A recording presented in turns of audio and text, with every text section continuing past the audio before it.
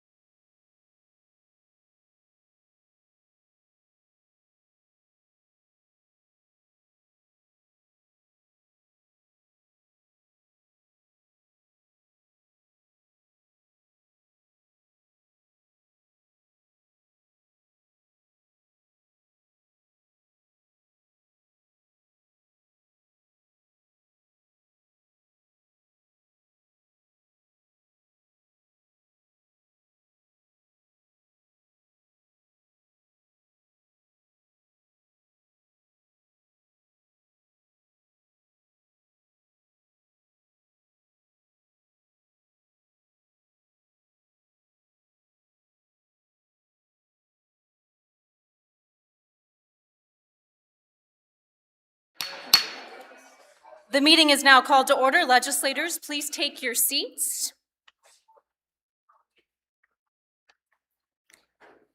This meeting of the Onondaga County Legislature is being called to order at 1:04 p.m. on May the 5th, 2026. Will the clerk please call the roll? Legislator May? Meeker? Burtis? Here. Thompson? Block? Here. Erickson? Here. Romeo? Here. Ryan? Denton? Here. McCarron? Here. Knapp? Bush? Kelly? Here. Brown? Here. Garland? Hernandez? Here. Chairwoman? Here. 17 present, none absent. Please stand for the invocation by Legislator Block and remain standing for the salute of the flag by Legislator Bush.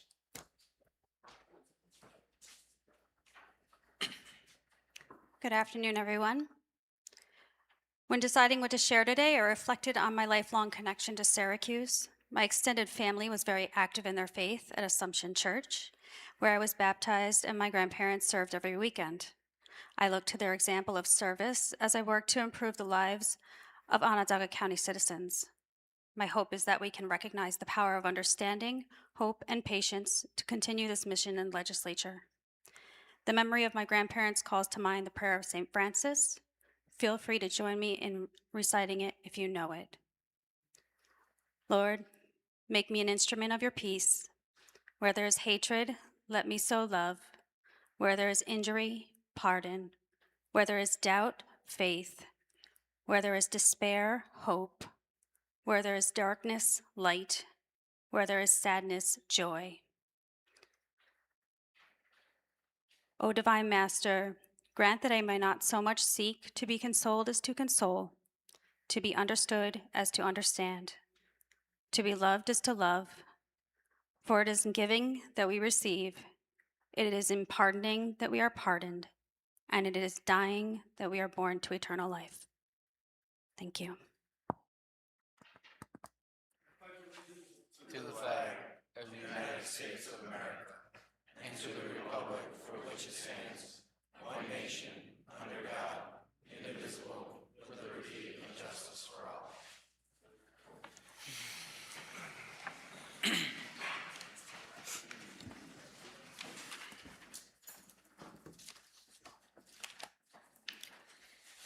The first order of business is the approval of the minutes from the previous session. Are there any corrections to the minutes?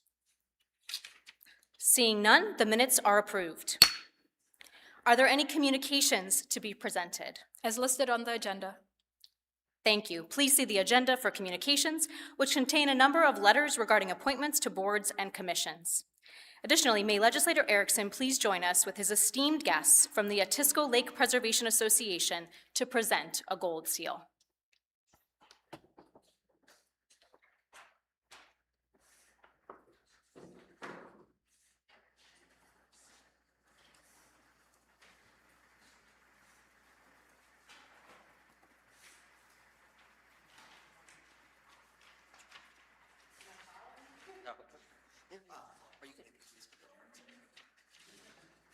This is one of the best parts of the job, is that I get to go out into the community and interact with all of the groups of folks who get up every day and volunteer their time to make Onondaga County a better place.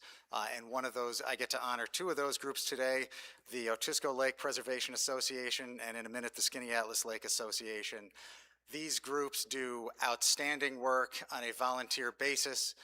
They have created over the years some of the most impactful public-private partnerships that Central New York has seen to keep the water source for literally hundreds of thousands of people clean. These lakes are critical to our drinking water. They're suppliers of water for the city of Syracuse, for Aqua.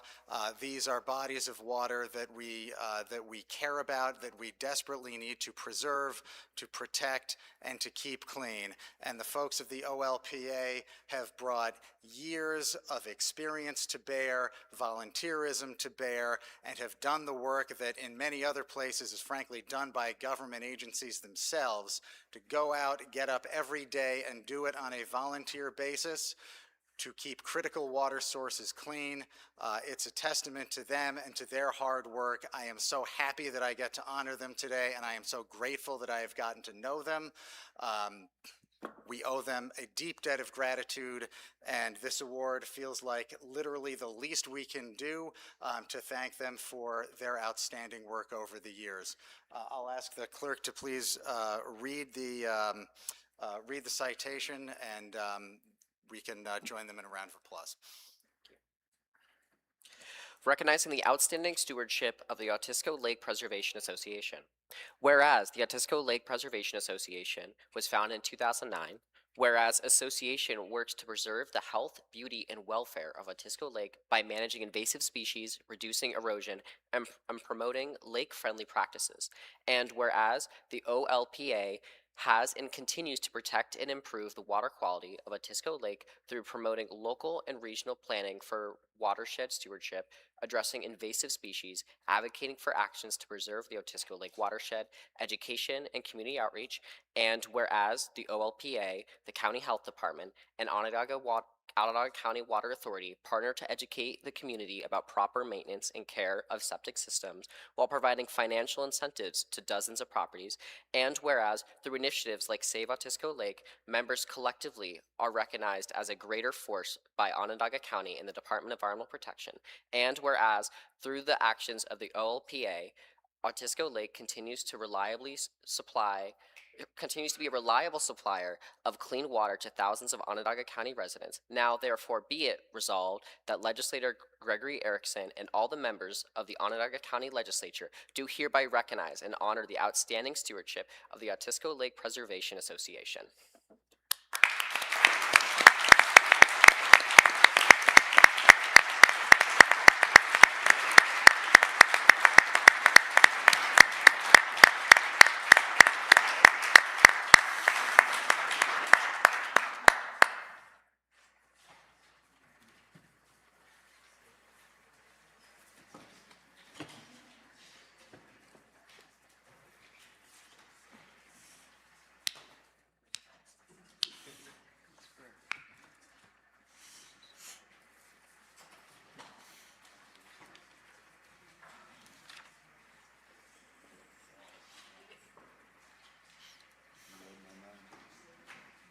And if the folks from the SLA can come up, please.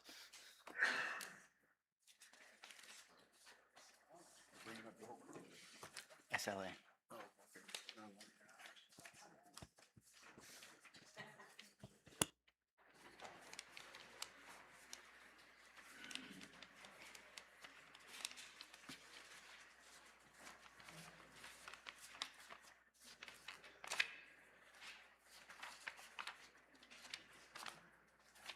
One more time, as with the OLPA, the SLA has also created an outstanding public-private partnership, and their dedication and expertise is brought to bear every day in keeping a critical body of water clean for the use of thousands and thousands of Onondaga County citizens.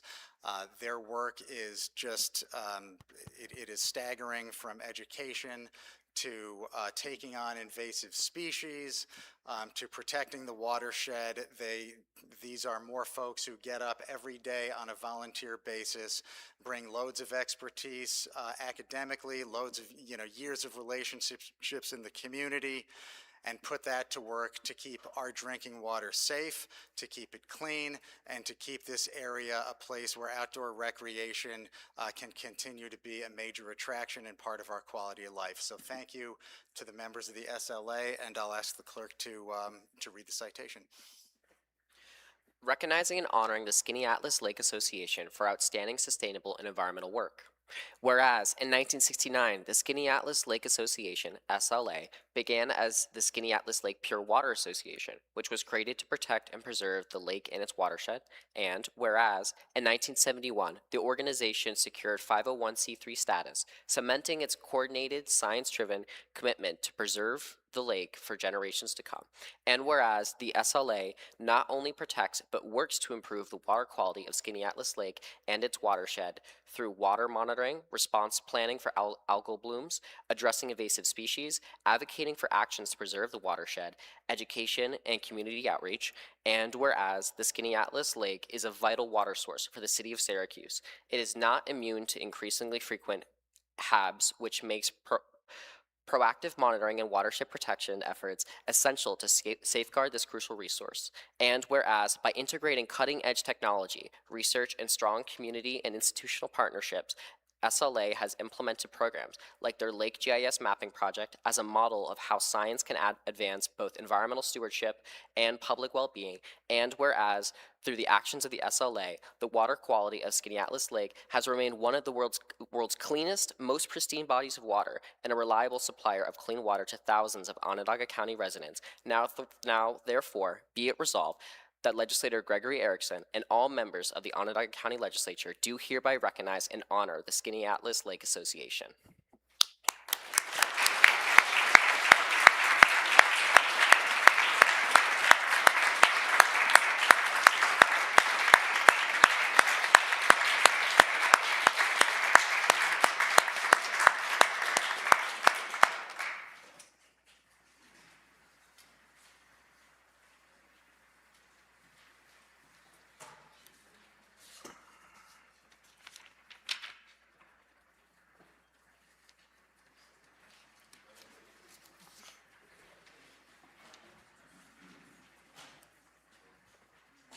Thank you, Legislator Erickson. Moving on, are there any speakers for public comment? As listed. I have the list here. We have approximately 10 individuals slated to speak and 30 minutes set aside for public comment. So please keep your comments to 3 minutes. We'll be using a timer to ensure that we stay on track, which I will be setting now. The first up to speak is Kevin Ryan, immediately followed by Rebecca Varga. You can come to the microphone to speak. Thank you.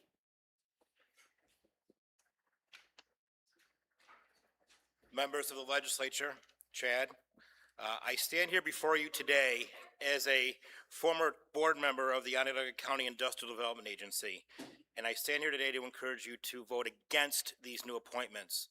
In the 10 years I served on the board, not once did any one of my colleagues bring their partisan political affiliation onto that board or the discussions. In fact, the entire time I was there, it was chaired by a Democrat, Pat Hogan. And during my time, we did tremendous work. We brought the Amazon warehouse to Onondaga County and to Micron to this community. Now, I understand that obviously elections have consequences and priorities change. And I mention those priorities because I remember one of the things we did during my time was there to revise our UTEP, the Uniform Tax Exempt Policy, to encourage residential development. And at the time, there was pushback because it was characterized then as a giveaway to big developers. But we set that aside. So now today, we are going to set aside 35 years of precedent, replace board members midterm without any vetting whatsoever or consideration by a committee. And I raise the issue of housing for one specific reason, because it's particularly important. One of the hardest working individuals I served with during my time on the board was Liz Dreyfus, a resident of the 6th County Ledge District. If this resolution goes forward today, you'll be removing her from the OSIDA board and appointing new people with partisan goals, one of which is to bring high-density housing to the village of Skinny Atlas. I encourage all of the legislators, particularly that Mr. Erickson from the 6th District, to please vote against this resolution. And if you want to change the composition of the OSIDA board, let's do it in an orderly fashion, not rush through like this. Thank you. Thank you. Rebecca Varga, followed by Christine Varga.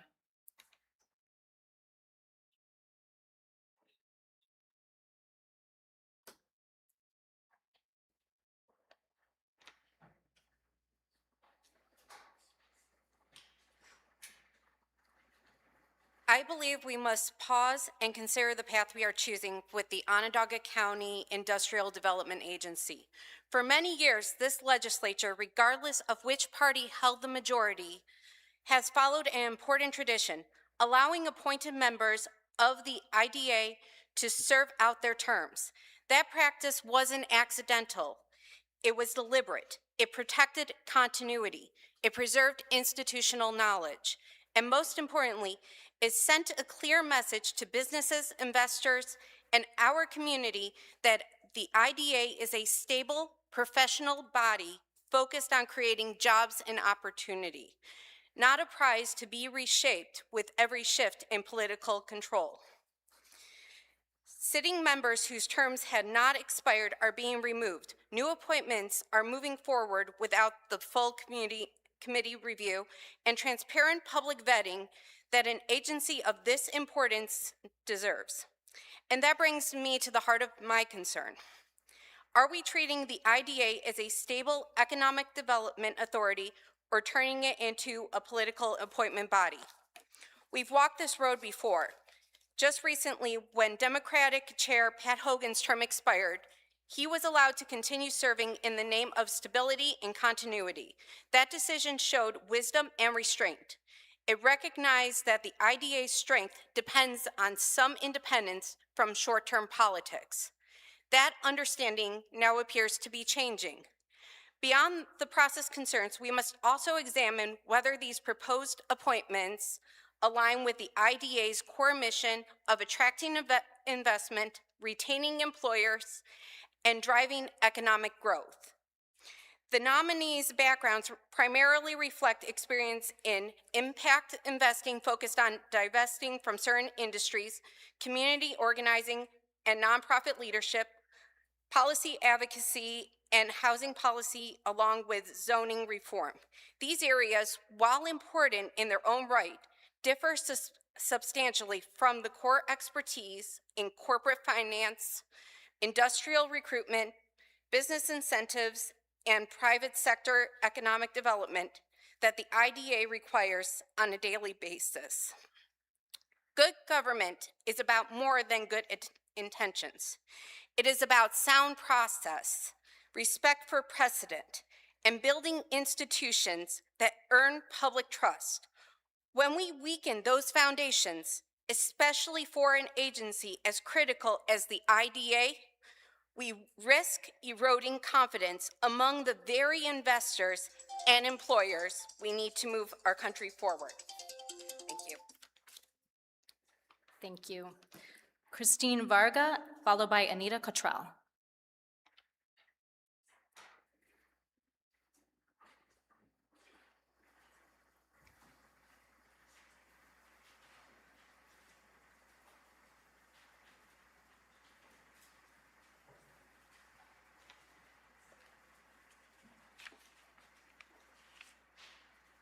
Chairwoman Watts, members of the county legislature, members of the public who are here.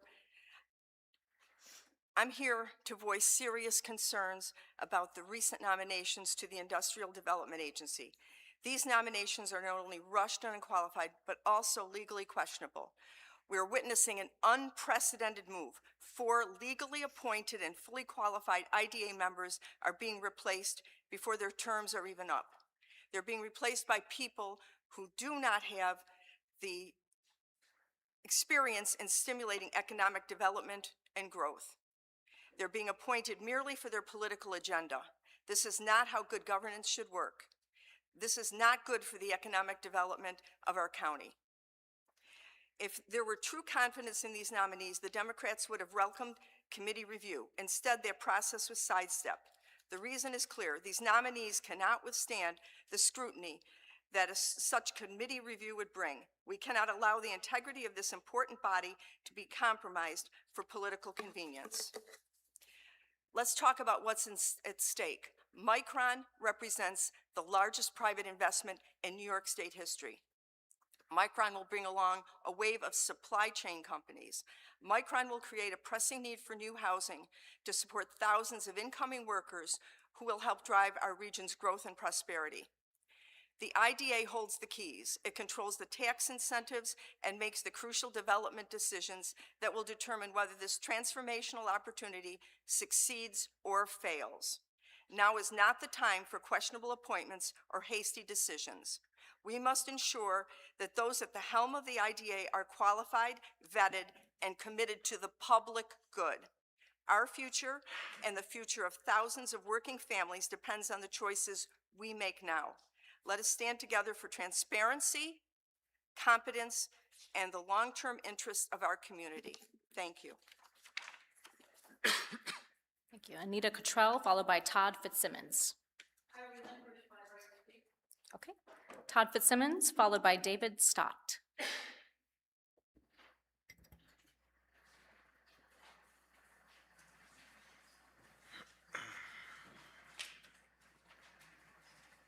As a reminder, if you have written comment, please ensure that you provide it to the clerks before you leave. If you've already stepped down, please do so before you depart.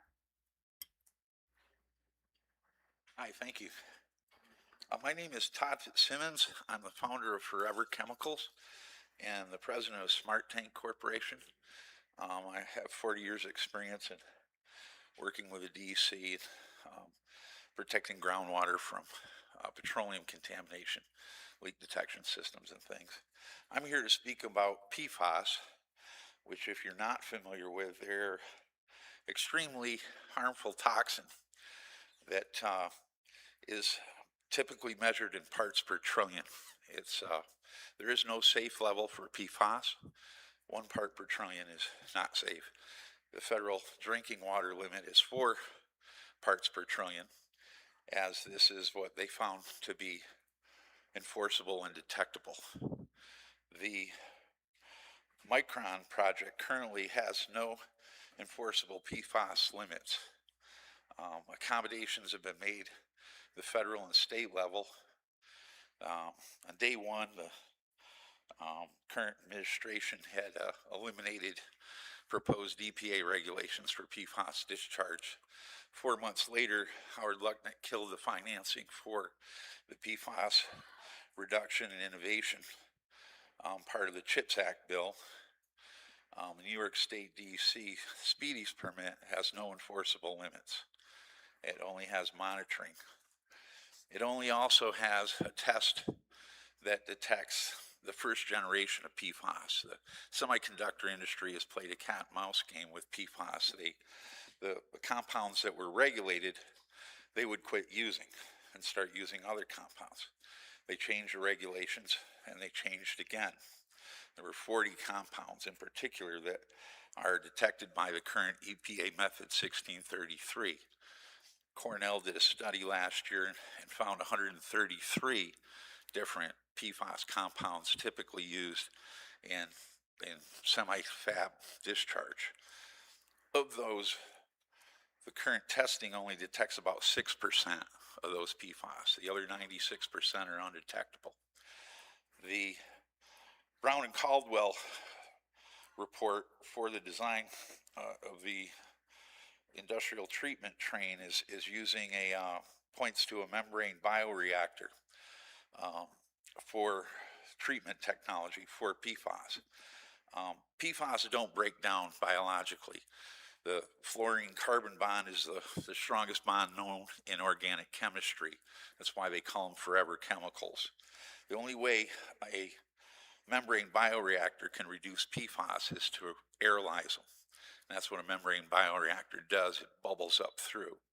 And so in their report, which is marked confidential, exempt from FOIL, they're basically saying they're going to aerolyze the PFAS. In DC's Title V air permit that was issued last month, just to give you a 1 drop of PFAS will contaminate 5 Olympic swimming pools. That's 4 parts per trillion. The Title V air permit that was issued last month authorizes Micron to emit 65 million tons airborne. Mr. Fitzsimmons. All of this information is available on our website, foreverchemicalsnewyork.com. I have a briefing book with it. It's all been sourced and verified by folks like Don Hughes and others that I'm working with on a national level. And I am for Micron. I believe in the progress. Mr. Fitzsimmons, I have to go ahead and have us fit, but if you could please submit your comments to the clerks, they can put the full in the public record. Thank you very much. David Stott, followed by Sally Santangelo.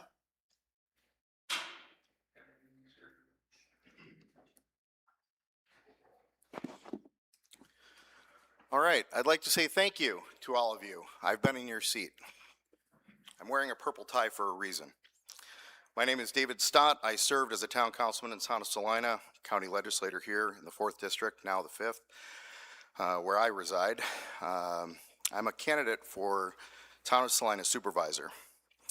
And when you read things like this, you know, I've lived there for 25 years, you read things like this and you can't help but get involved. So I was a Democrat for 30 years and a Republican for the past 6 years, but I've always approached decisions the same way. I tell you that because this next part of this is very important. I'm approaching this from a private sector standpoint where decisions are measured by risk, timing, and long-term outcomes, not just intent.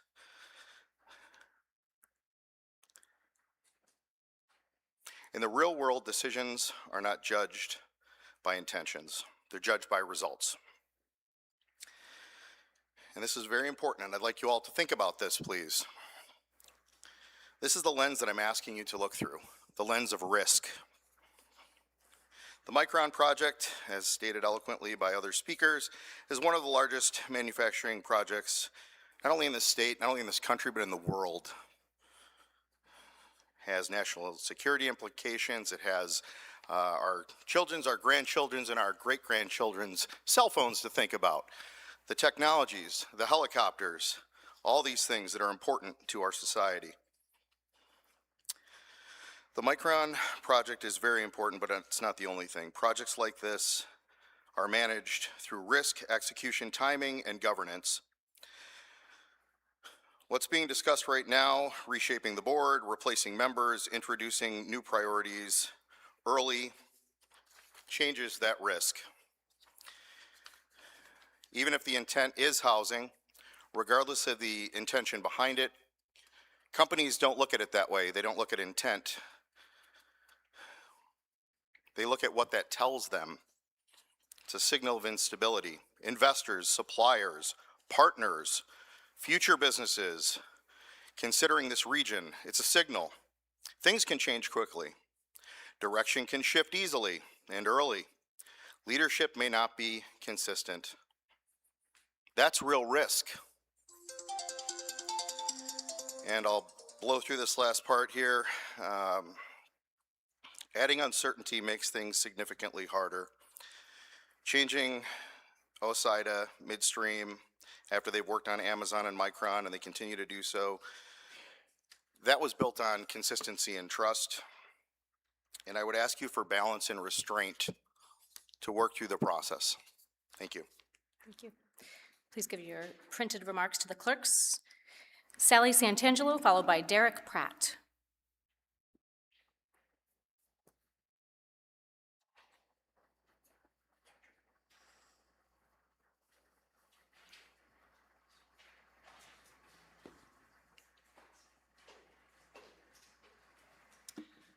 Thank you, Chairwoman Watts, and thank you, members of the legislature and community. My name is Sally Santangelo. I'm a resident of the town of Salina. I appreciate the opportunity to speak today and am honored to be nominated to serve on the board of OSIDA. I grew up in North Syracuse in the town of Cicero in the 80s and 90s at a time when young people were fleeing this community to find jobs. I watched my friends, I watched my siblings' friends leave as they moved south or to big cities because staying here often meant limiting your options. It's exciting to see this community change that trajectory. And as we build our economy through both our homegrown businesses as well as businesses that are coming to recognize all that we have to offer, all that we know that we have to offer, businesses like Micron.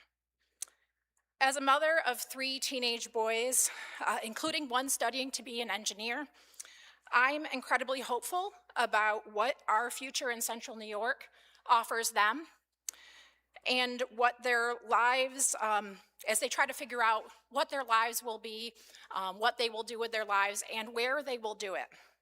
I do also recognize, given my work in housing, that their future requires not just a job, but an affordable place to live that is preferably not my basement, which is where one of them is right now. 40 years ago, I watched my family begin their journey of turning an abandoned gas station in Liverpool into a thriving business that now employs more than 50 people. We celebrate our 40th anniversary this summer. We all know that our community is full of people who see opportunity like my father and brother did, including many who have historically been left behind. I love this community. I take this opportunity very seriously, and I look forward to the chance to serve in this new capacity and maybe help shape the opportunities my kids and your kids have in some small way. Thank you for your time. Thank you, Sally. Derek Pratt, followed by Aggie Lane.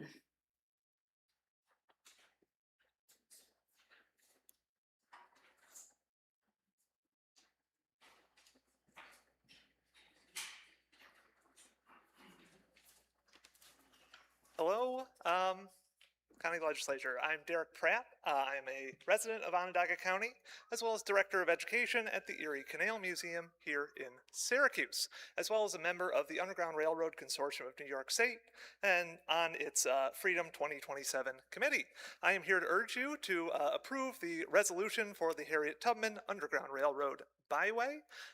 This offers our county a unique opportunity to highlight not only this incredible figure in American history, Harriet Tubman, but also the deep and rich story of abolition and Black history here in central New York. Speaking as a museum educator,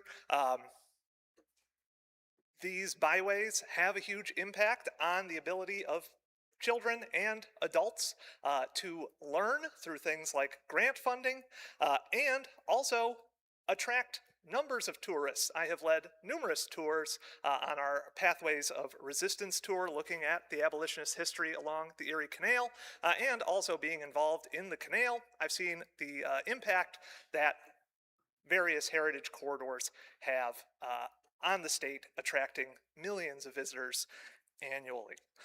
So please accept the resolution that is offered.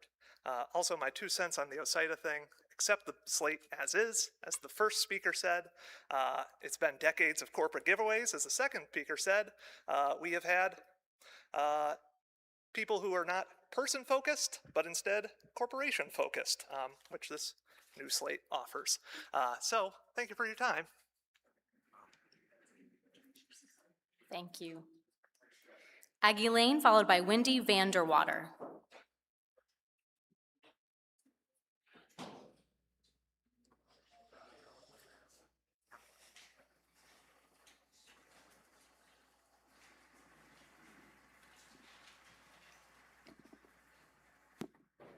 I don't have any prepared remarks, but I have a lot of experience actually going to OSIDA meetings.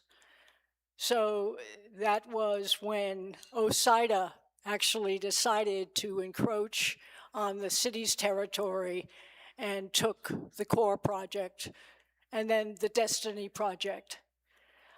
I remember around the core project, there were 85 people speaking up against it. They couldn't even fit in the room.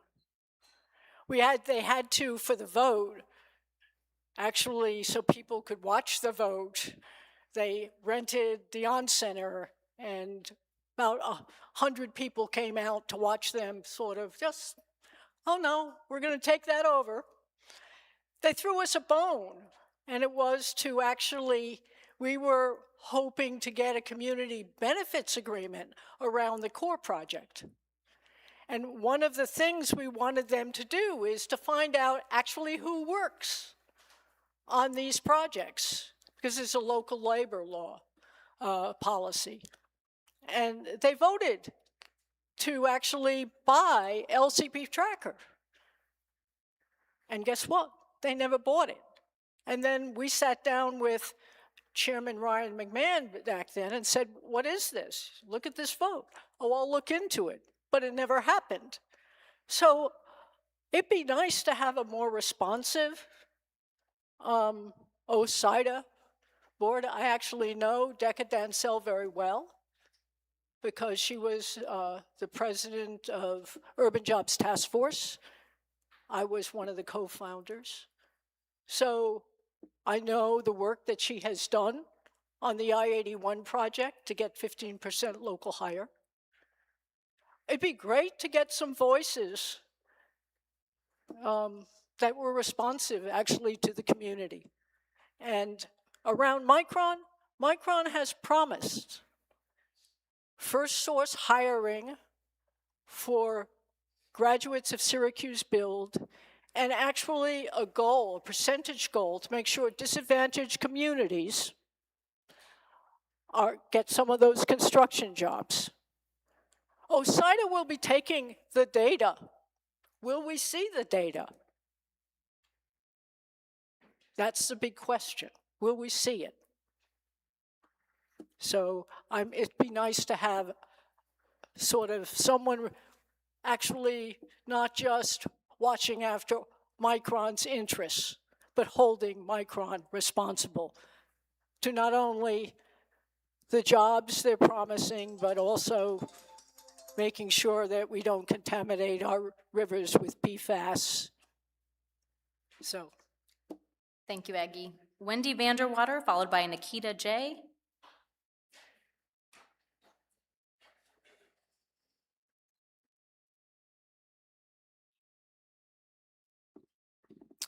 Good afternoon, Chairperson Watts and county legislators and the public. Thank you for allowing me this time to speak. My name is Wendy Vanderwater. I'm the town supervisor in the town of Van Buren. I want to thank the county legislators for hosting several housing summits. I attended the summit held at Onondaga County, or OCC, with my deputy supervisor, and I also attended the summit held at the Baldwinsville Library with 2 of our board members. We thoroughly appreciated the platform to have those conversations about housing, and specifically as elected officials, what we think some of the obstacles are and potential opportunities for resolutions. Chairperson Watts, I recall you explaining at the Baldwinsville Summit what home rule meant. As you explained, the county has no oversight over local towns and their zoning laws. The state has some, but mostly towns are equipped to manage their own zoning laws and to decide on development within their towns. Recently, I've heard that the county legislators will be voting on replacing current members on the OSIDA board. But why is that? Are the current members being replaced because they're doing a terrible job? Are they exceeding their authority or misrepresenting it? Are they violating any county laws? Why the replacement before their terms have expired? Why rush to install new board members? Have these requested appointments been vetted through the proper channels and committees, such as planning? Why the rush? To me, these requested appointments read like a group of unqualified political activists who are trying to control local zoning laws and decide who, where, and what in the local towns. We keep hearing about this housing crisis, but anywhere you drive in Onondaga County, you see growth. Apartments are going up in Clay. Townhouses were just completed in Cicero. More are coming to Brewerton, just to name a few. Van Buren alone has 4 projects in planning. 1 development has patio home rentals and single-family homes for sale. Another project has 208 townhouses for sale and 96 single-family homes. Another has 90 apartment units for seniors, low-income, and disabled folks. And lastly, we have another project, 21 single-family homes, that is in the design phase. Housing is underway. Stop with the fear-mongering that we have no housing. The real crisis is that home builders are starting prices at $400,000. How is that considered affordable? You will recall our governor tried to pass legislation that would allow the state to usurp local zoning authority to build affordable housing, but it was shot down. Governor Hochul tried to override local zoning power to cite affordable housing projects. Supervisors and mayors sent a message that we do not want our communities to look like densely populated areas like New York City. Land use and zoning is one of the fundamental responsibilities of local government, and we will not turn these powers over to Albany or Onondaga County. We, the elected officials, do not want the state or the county telling us what we can or cannot do in our communities, where we live, where we work, and where we raise our families. Our local residents elected us to do the job of listening to their needs and doing what we can to keep the integrity of our communities. We are in favor of affordable housing, but we're not in favor of letting our ability to properly develop our communities be usurped by folks who do not live in our communities. If you folks are trying to stack OCEDA, the plan to usurp local town officials' authority, expect to be challenged. What you're doing is questionable at best. Let us do the job that we are elected to do. Hands off, county. I encourage all legislators to vote no to these appointments. Thank you. Thank you. Nikita J, followed by Sage H.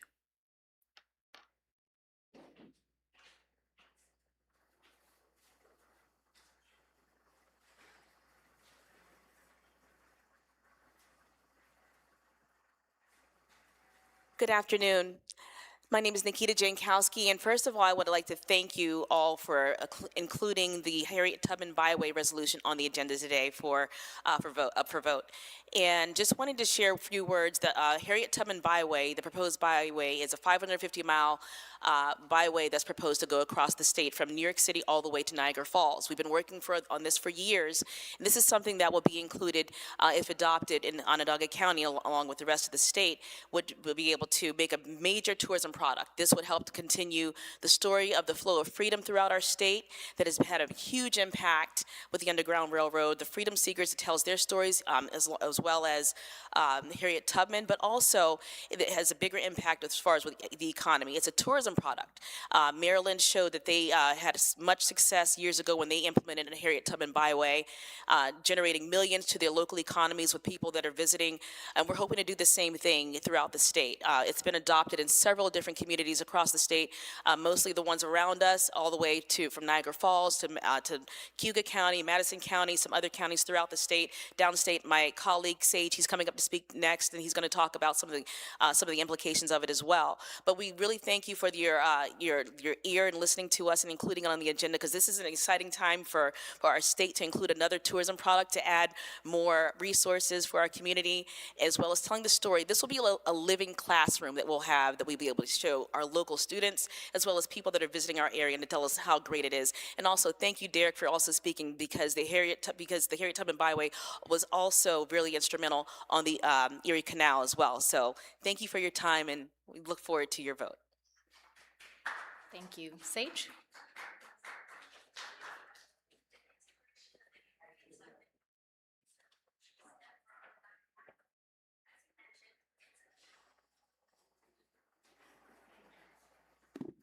Hello, everyone. My name is Sage Hamilton Hazarka. I am a resident of Brooklyn, New York, and I wanted to thank the legislature and residents of the county for allowing me to speak today.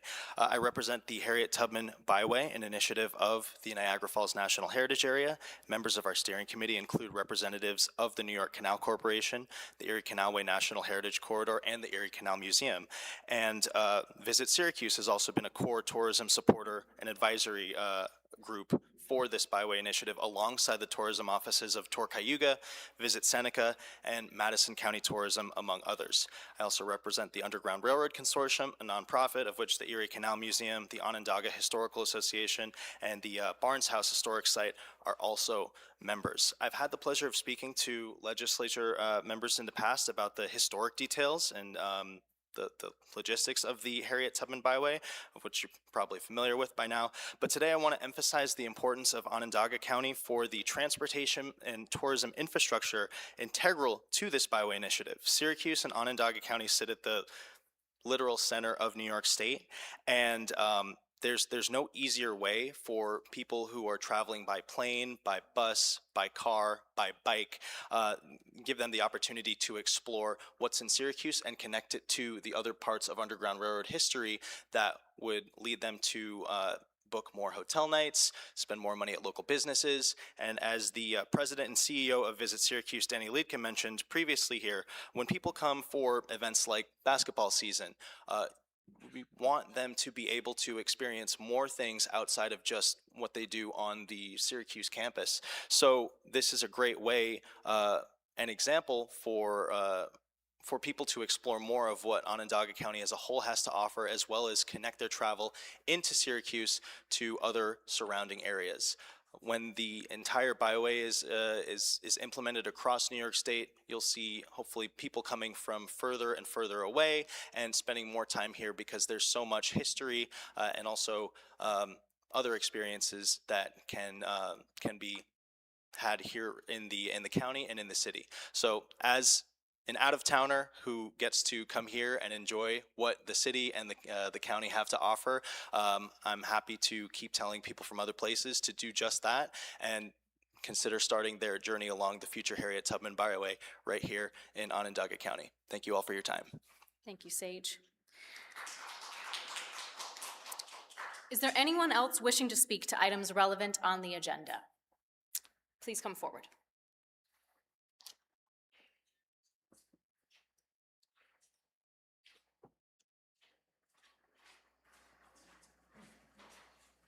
B. Gonzalez.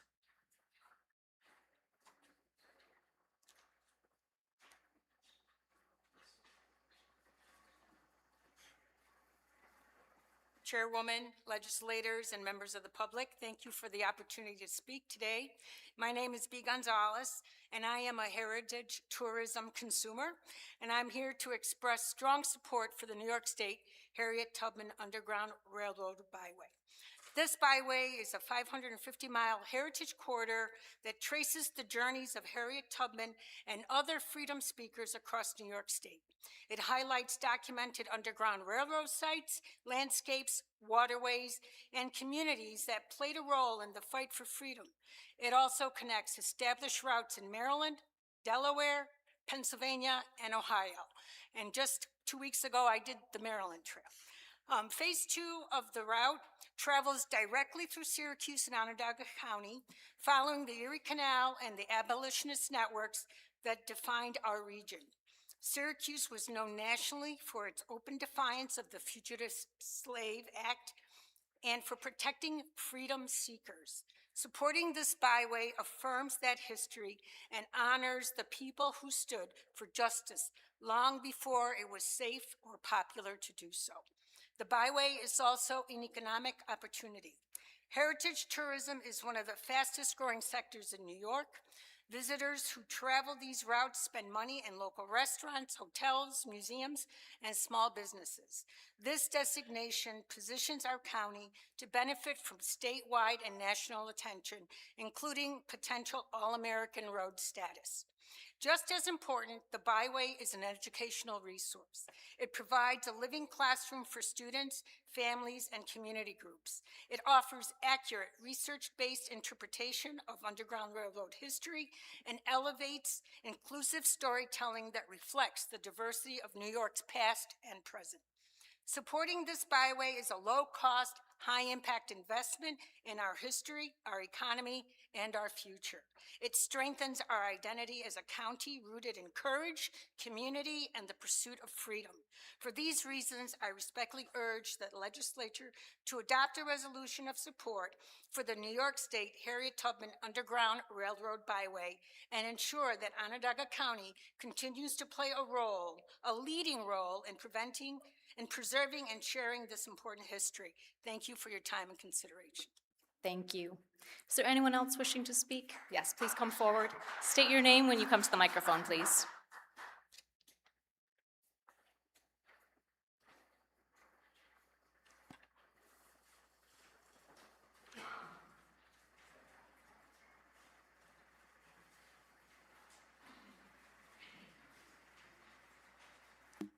Good afternoon. My name is Kiara Van Brackle, and I'm a clinical neuroscientist, community researcher, and public health advocate based right here in Syracuse, New York. I'm here to speak about and stress the importance of the proposed appointments of the Onondaga County Industrial Development Agency Board, that it be representative of the values and priorities of the people that it's supposed to serve. OSIDA is not just an economic body, it's a public health and equity institution. Its decisions determine which communities receive investment, which families access opportunity, and which neighborhoods are left behind. At the moment, when Micron's historic investment is reshaping the economic footprint of Syracuse and Central New York at large, the stakes could not be higher. We cannot afford business as usual development that reproduces inequality. We need leadership that understands how economic policy intersects with housing, environmental exposures to, of course, lead poisoning, workforce access, and long-term community health. These appointments should represent an opportunity to align economic development with equity, accountability, and evidence-based decision-making. I urge you to consider the economic advancement of local workers, local businesses, and this local community. The agency is intended to ensure that economic development incentives are used strategically and equitably so that the prosperity coming to this region reaches everyone. That the prosperity reaches everyone, not just a few. So I support those nominees, including Deca Dancel, and thank you so much for your time. Thank you. Last call for anyone wishing to speak. Yes, please come forward. This will be our last speaker as our time is wrapping up.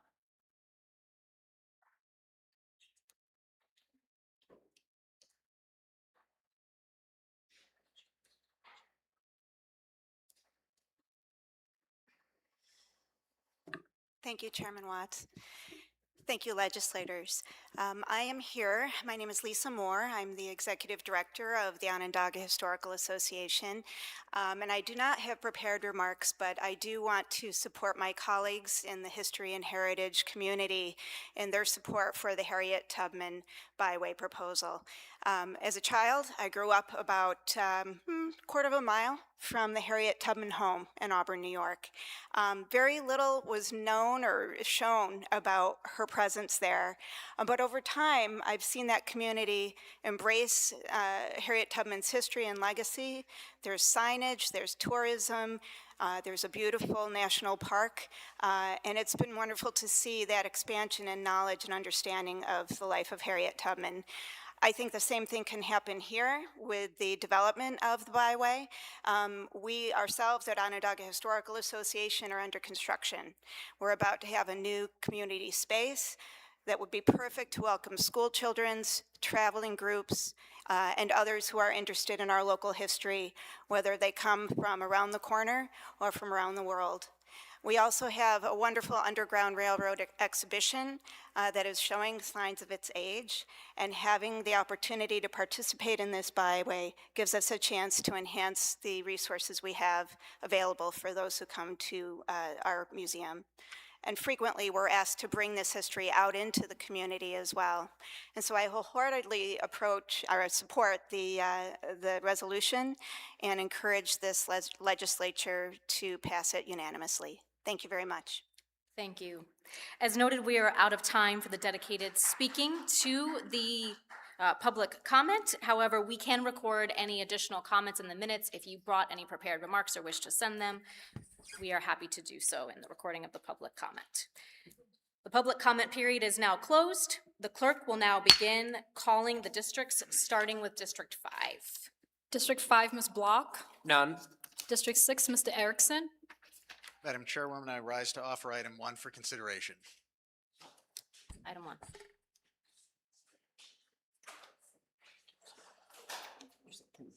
Item 1. A resolution calling a public hearing in connection with proposed improvements for the Onondaga County Sanitary District. Legislator Erickson. These are some improvements to water and sewer infrastructure. These were discussed at the EP committee last time around. These are part of the CIP to replace some aging infrastructure, and this will set a public hearing for that, and I urge its adoption. Thank you. Is there any discussion? Seeing none, will the clerk please call a short call? Legislator Block, Hernandez, May, Watts. 17 ayes, none opposed. Item 1 is adopted. District 7, Mr. Romeo. Thank you, Chair. I rise and offer item number 2 in urgent adoption. Item 2. Appointing 2 directors to the Onondaga County Tobacco Asset Securitization Corporation. Legislator Romeo. Thank you, Chairwoman. These 2 appointments were discussed in the Health and Human Services Committee, and unless there's a height requirement that I don't know about, I urge their adoption. Thank you. Is there any discussion? Seeing none, will the clerk please call a short call? Legislator Block, Hernandez, May, Watts, 17 ayes, none opposed. Item 2 is adopted. District 8, Mr. Ryan. Madam Chairwoman, I rise and offer items 3 through 14 for consideration. The Deputy Clerk, please read item 3. A resolution authorizing various bridge improvement projects in and for the County of Onondaga, New York at a maximum estimated cost of $1,490,000 and authorizing the issuance of $1,490,000 bonds of said county to pay the cost thereof. Legislator Ryan. Pretty straightforward, bridge improvements, different projects. Is there any discussion? Seeing none, will the clerk please call a long call? Legislator Hernandez. May. Block. Erickson. Romeo. Yes. Ryan. Yes. Denton. Yes. McCarron. Knapp. Bush. Kelly. Yes. Brown. Yes. Garland. Meeker. Yes. Burtis. Yes. Thompson. Yes. Chairwoman. Yes. 17 ayes, none opposed. Item 3 is adopted. Item 4. A resolution authorizing the reconstruction and construction of improvements to various highways in and for the County of Onondaga, New York at a maximum estimated cost of $7,110,000 and authorizing the issuance of $7,110,000 bonds of said county to pay cost thereof. Legislator Ryan. This is for our hot and cold paving this season. Any discussion? Seeing none, will the clerk please call a long call? Legislator Hernandez. May. Block. Erickson. Yes. Romeo. Yes. Ryan. Yes. Denton. McCarron. Knapp. Bush. Kelly. Yes. Brown. Yes. Garland. Meeker. Yes. Burtis. Yes. Thompson. Yes. Chairwoman. Yes. 17 ayes, none opposed. Item 4 is adopted. Item 5. Amending the 2026 county budget to fund in the first instance 100%. Move to waive the reading. Thank you. Legislator Ryan. This is for little pieces of land. They're going to do some improvements to 7th North and get a sidewalk over there. Thank you. Is there any discussion? Seeing none, will the clerk please call a short call? Legislator Block, Hernandez, May, Watts, 17 ayes, none opposed. Item 5 is adopted. Item 6. Amending the 2026 county budget to pay in the first instance 100% of the federal and state aid eligible costs at a maximum amount of $6,236,750 for the Buckley Road paving project, PIN 3756.7, authorizing the execution of agreements and rescinding resolution number 5025. Legislator Ryan. Buckley Road paving project. Thank you. Is there any discussion? Seeing none, will the clerk please call a short call? Legislator Block, Hernandez, May, Watts, 17 ayes, none opposed. Item 6 is adopted. Item 7. Amending the 2026 budget to pay. Legislator Ryan. This is for Onondaga Boulevard. Is there any discussion? Seeing none, will the clerk please call a short call? Legislator Block, Hernandez, May, Watts, 17 ayes, none opposed. Item 7 is adopted. Item 8. Amending the 2026 county budget to fund in the first instance 100% of the federal aid eligible cost at a maximum. Legislator Ryan. Canal Ways extension through Salina. Is there any discussion? Seeing none, will the clerk please call a short call? Legislator Block, Hernandez, May, Watts, 17 ayes, none opposed. Item 8 is adopted. Item 9. Amending the 2026 county budget to fund in the first instance 100% of the federal aid eligible costs at a maximum. Move to waive the reading. Legislator Ryan. Old Liverpool Road. Thank you. Is there any discussion? Seeing none, will the clerk please call a short call? Legislator Block, Hernandez, May, Watts, 17 ayes, none opposed. Item 9 is adopted. Item 10. Amending the 2026 county budget to fund in the first instance 100% of the federal aid eligible costs at a maximum amount. Waive the reading. Legislator Ryan. Jamesville Toll Road Bridge. Thank you. Is there any discussion? Seeing none, will the clerk please call a short call? Legislator Block, Hernandez, May, Watts, 17 ayes, none opposed. Item 10 is adopted. Item 11. Authorizing the county executive to amend a 5-year agreement with the state of New York for snow and ice control on state highways for the 2024 to 2029 season to increase the 2025 to 2026 season estimate and amending the 2026 county budget accordingly. Legislator Ryan. This is the roads that we pave or plow for the state. Thank you. Is there any discussion? Seeing none, will the clerk please call a short call? Legislator Block, Hernandez, May, Watts, 17 ayes, none opposed. Item 11 is adopted. Item 12. regarding snow and plow service provided by the county and local governments within the county, amending the 2026 county budget to accept additional revenue from New York State, making funds available for use, and authorizing the execution of agreements. Legislator Ryan. This is a severity adjustment due to the winter that we just had. They renegotiate how that's paid. Thank you. Is there any discussion? Seeing none, will the clerk please call a short call? Legislator Block, Hernandez, May, Watts, 17 ayes, none opposed. Item 12 is adopted. Item 13. Amending the 2026 Onondaga County budget to accept grant funds from the New York State Statewide Investment in More Swimming Initiative overseen by the New York State Department of Parks, Recreation, and Historic Preservation. Legislator Ryan. This is to support swimming in the pools. Thank you. Is there any discussion? Seeing none, will the clerk please call a short call? Legislator Block, Hernandez, May, Watts, 17 ayes, none opposed. Item 13 is adopted. Item 14. Naming the pavilion at the Empower Federal Credit Union Amphitheater at Lakeview in honor of Joni Joanne Mahoney. Legislator Ryan. Would it be inappropriate to ask the deputy clerk to read the resolution? I know he's been going on here for a few minutes, but I don't want to just breeze over it. Joni did a lot. Absolutely. Yes. Naming the pavilion at the Empower Federal Credit Union Amphitheater at Lakeview in honor of Joanne Joni Mahoney. Whereas Joanne Joni Mahoney has a distinguished history of service to Onondaga County and New York State through decades of leadership in law, government, environmentalism, and higher education, and whereas Joni Mahoney began her professional career as an attorney in private practice before joining the Onondaga County District Attorney's Office, and whereas she was elected and served on the Syracuse City Council from 2000 until 2004, and whereas she was later elected to and served as the third Onondaga County Executive, becoming the first woman to hold that office from 2008 until 2018. And whereas amongst many of her achievements, the amphitheater at Lakeview was successfully constructed, offering residents and visitors an entertainment venue that has supported the local economy. And whereas the Empower Federal Credit Union Amphitheater at Lakeview has been a fan favorite with 1.58 million people attending ticketed events and has generated over $136 million in gross revenue and has produced approximately $170 million in regional economic impact since opening in September of 2015. And whereas in 2020 she was appointed the 5th president of the State University of New York College of Environmental Science and Forestry, where she was again the first woman to hold that position across its 110-year history. And whereas throughout her career, she has served in other leadership roles, including as a member and former chair of the New York State Thruway Authority, as a member of the SUNY Sustainability Advisory Council, and as a mentor, advocate, and community leader for many. And whereas it is the desire of the legislature to publicly honor and recognize Joni Mahoney's service and dedication to Onondaga County, now therefore be it resolved that in appreciation and recognition of the outstanding and continued civic service provided to our community by Joni Mahoney, that the pavilion at the Empower Federal Credit Union Amphitheater at Lakeview is named as the Joni M. Mahoney Pavilion. Thank you. Anything further, Legislator Ryan? Nope, well said. Any discussion? Not Leader discussion, Hernandez. but I would like to co-sponsor. Any other discussion? Seeing none, will the clerk please call a short call? Legislator Block, Hernandez, May, Watts, 17 ayes, none opposed. District 9, Chairwoman Watts. I would like to ask Legislator Erickson to come take the chair.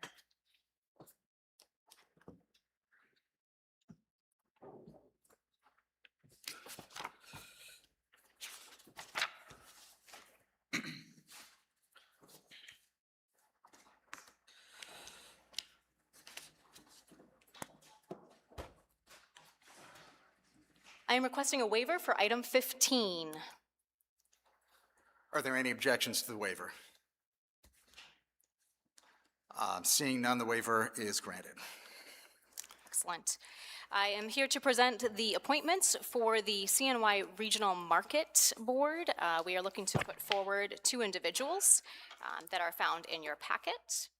These individuals represent both from the farming community background as well as individuals who are actively involved, a new member from SOFSA, which advocates for food access for all people who live in our community. Can the deputy clerk please read item 15? Confirming appointment and reappointment to the Central New York Regional Market Authority. Chairwoman Watts? It's okay. Is there any discussion? Legislator Brown? I would like to co-sponsor. Any further discussion? Seeing none, will the clerk please call a long call? Legislator Hernandez, Yes. Block, Romeo, Yes. Ryan, Denton, Yes. Watts, Yes. McCarron, Yes. Knapp, Bush, Kelly, Yes. Brown, Yes. Garland, Yes. Meeker, Yes. Burtis, Yes. Thompson, Yes. Chair Pro Temp Erickson, Yes. 17 ayes, none opposed. Item 15 is adopted. I am requesting a waiver for item 16. Are there any objections to the waiver? We'll hear objections on the waiver. I believe I had Legislator Kelly first. I object to the waiver. Legislator May? No, just objections to the waiver. I object as well. And this is kind of,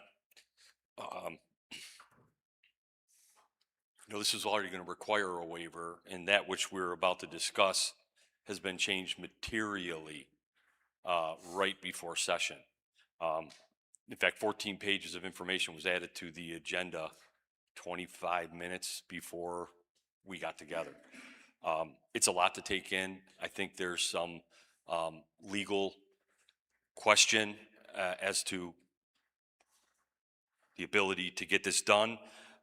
Question, okay? And the reason it's a question is because there has been really no adequate time to pursue the matter thoroughly. So that being said, we are requesting to block the waiver, and since I have the floor and in the interest of time and a long agenda, I will also be asking to refer this to committee just for the sake of trying to get our heads around all that is being proposed. The fact that there's been no vetting within this process is problematic for us and problematic for the folks from our towns and villages and so on. So yes, we object to the waiver, and I will be asking formally after we get through this to refer it to committee as well. Thank you.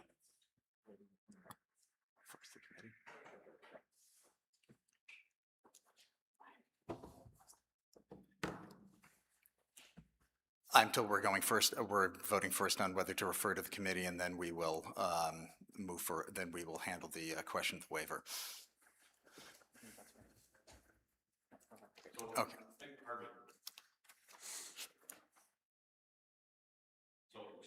To be clear, so that you're going to take my We'll take your request to refer to committee first. That is correct. Allow for discussion on that. Actually, let's do it the opposite. Flip it around. Okay, all right, thank you. Just want to make sure. Thank you, Chair. Thank you. Seeing no further objections, we will now vote on the objections to the waiver. Aye will be to grant the waiver, no will be to deny the waiver. Legislator Hernandez,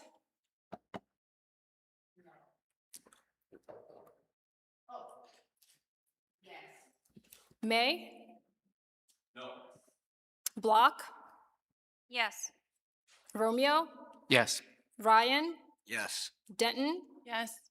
Watts, Yes. McCarron, No. Knapp, Bush, Kelly, No. Brown, Yes.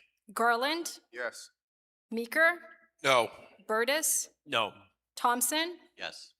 Chair, Yes, 10 ayes, 7 opposed. the waiver is granted.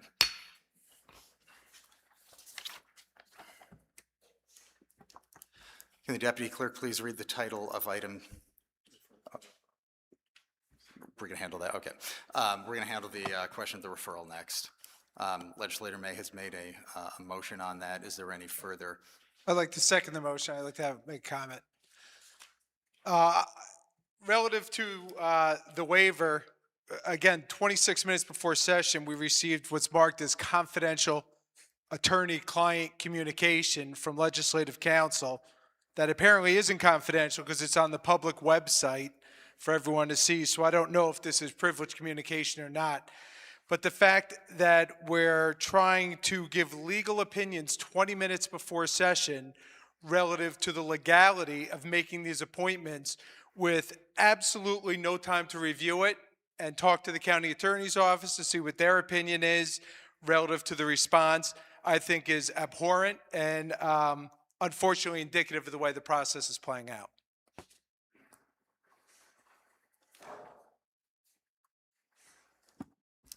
I've had a motion and a second. Is there any further discussion?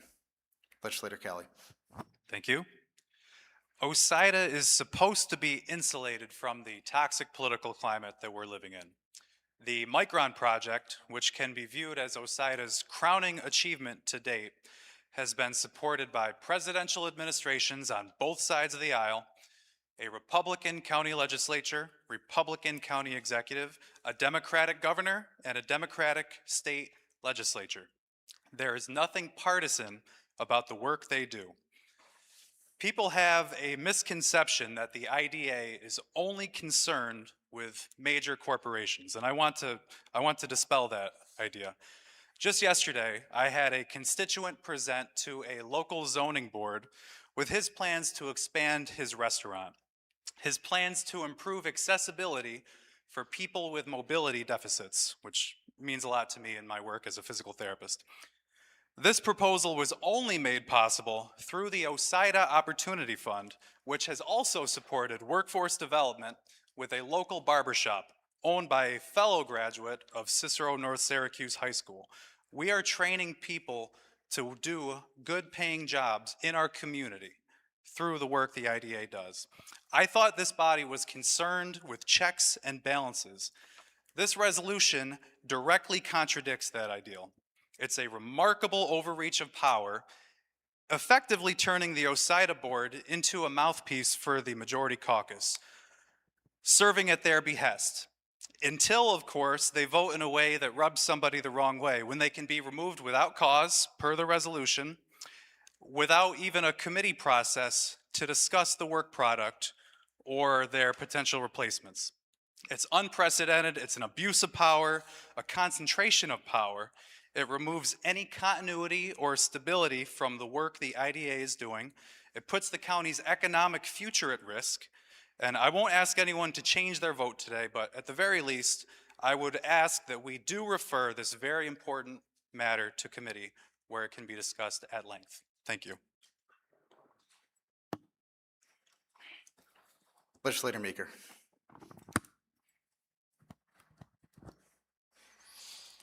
"26 minutes.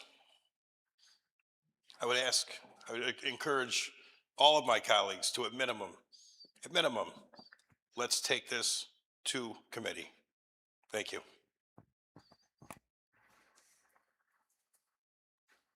Any further comments? Legislator Denton. All right, thank you. I just wanted to make a note that the Onondaga County Opportunity Fund has its own separate board.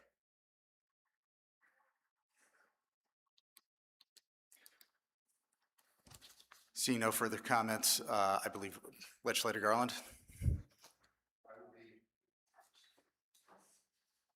Yes, I'll be voting on this, but I'd just like to say I do lament the fact that we're not hearing from the county legal. We understand what this means, the importance. We do have a lawyer in county legal. It would be nice to hear from them.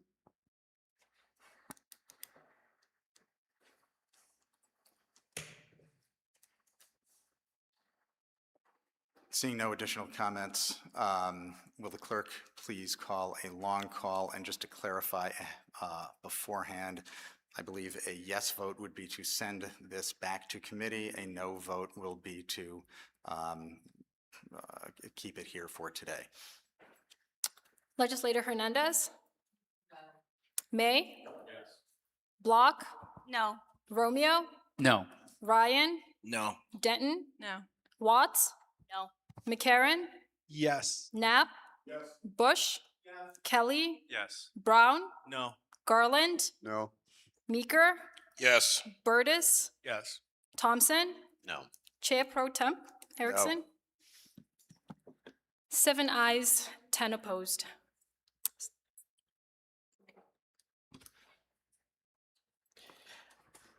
Chairwoman Watts, will the deputy clerk please read? Confirming appointments and reappointments to the Onondaga County Industrial Development Agency. Actually, sorry to butt in. Before discussion, I'm anticipating a few comments. I will remind, I will be keeping to the time limits in Rule 24 for this, which is 5 minutes for initial comments, 3 minutes for rebuttal. Chairwoman Watts. Thank you. The Onondaga County Industrial Development Agency, OSIDA, plays a critical role in shaping the economic future of our community.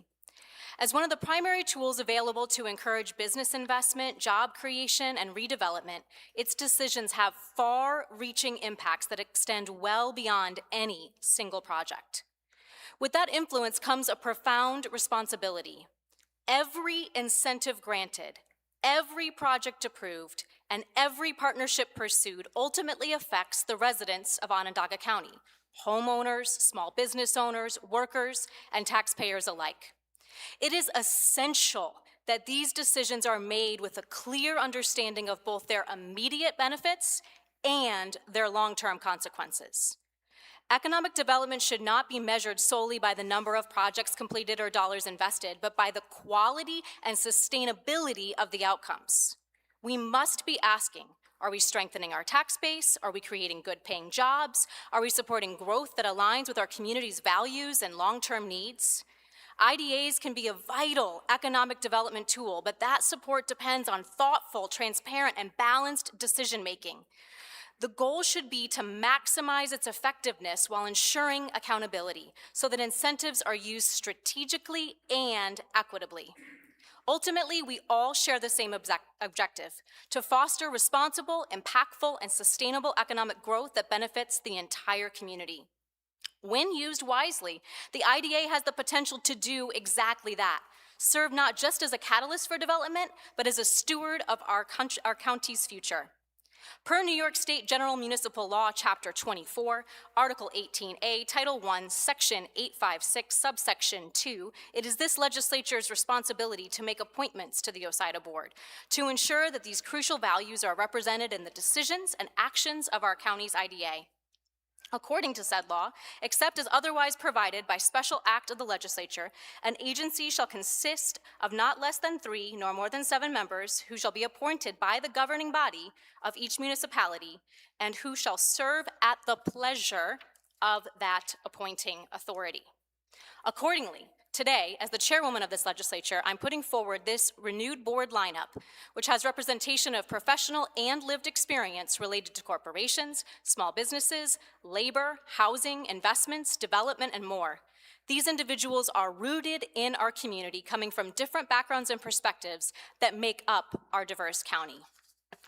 We are living in unprecedented times. Micron and other projects are a crucial part of the future of this community, and we believe that this is true. Those who are being appointed have recommended to me that that is also their value. They are standing in alignment with us as we continue to move this county forward and want to make sure that the important questions are being asked without slowing down important things that all of us want and need for our community. We value the voices of our towns and our schools who are impacted with every single decision that is made for a pilot agreement. It is crucial that their voices are actively considered in this process. We also believe in the continuity of staff and services and otherwise that are important to the process that OSIDA is following. This board is sought to be an oversight board that is representative of our community to ensure that these decisions are being made to represent all who call Onondaga County home. It is with this I am proud to put forward this slate of individuals for appointment today.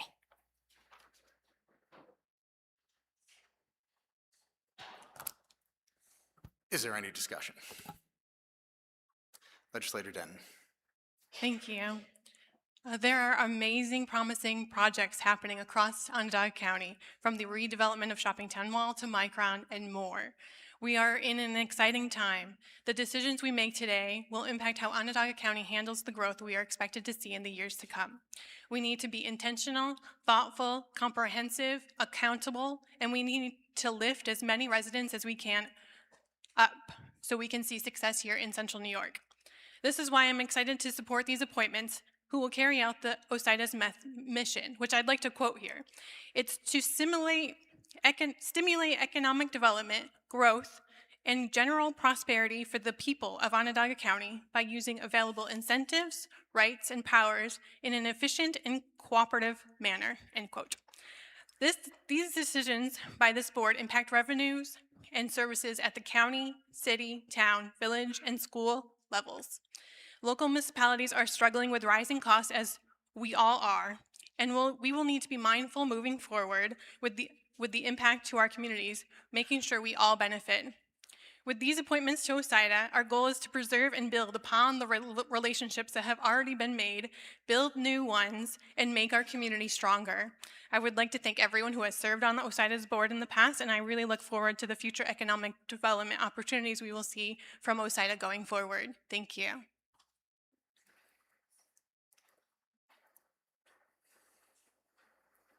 Thank you. Further discussion? Legislator Burtis. Thank you. Well, today this is unprecedented. Hasn't happened in the past. I mean, transparency, really, we can't say that. There's no access to us today, even for a legal opinion. There hasn't been any public hearings, as you've promoted, Chairwoman. There's been no discussion, no open involvement, no integrity in this process at all. I'm forced to ask why.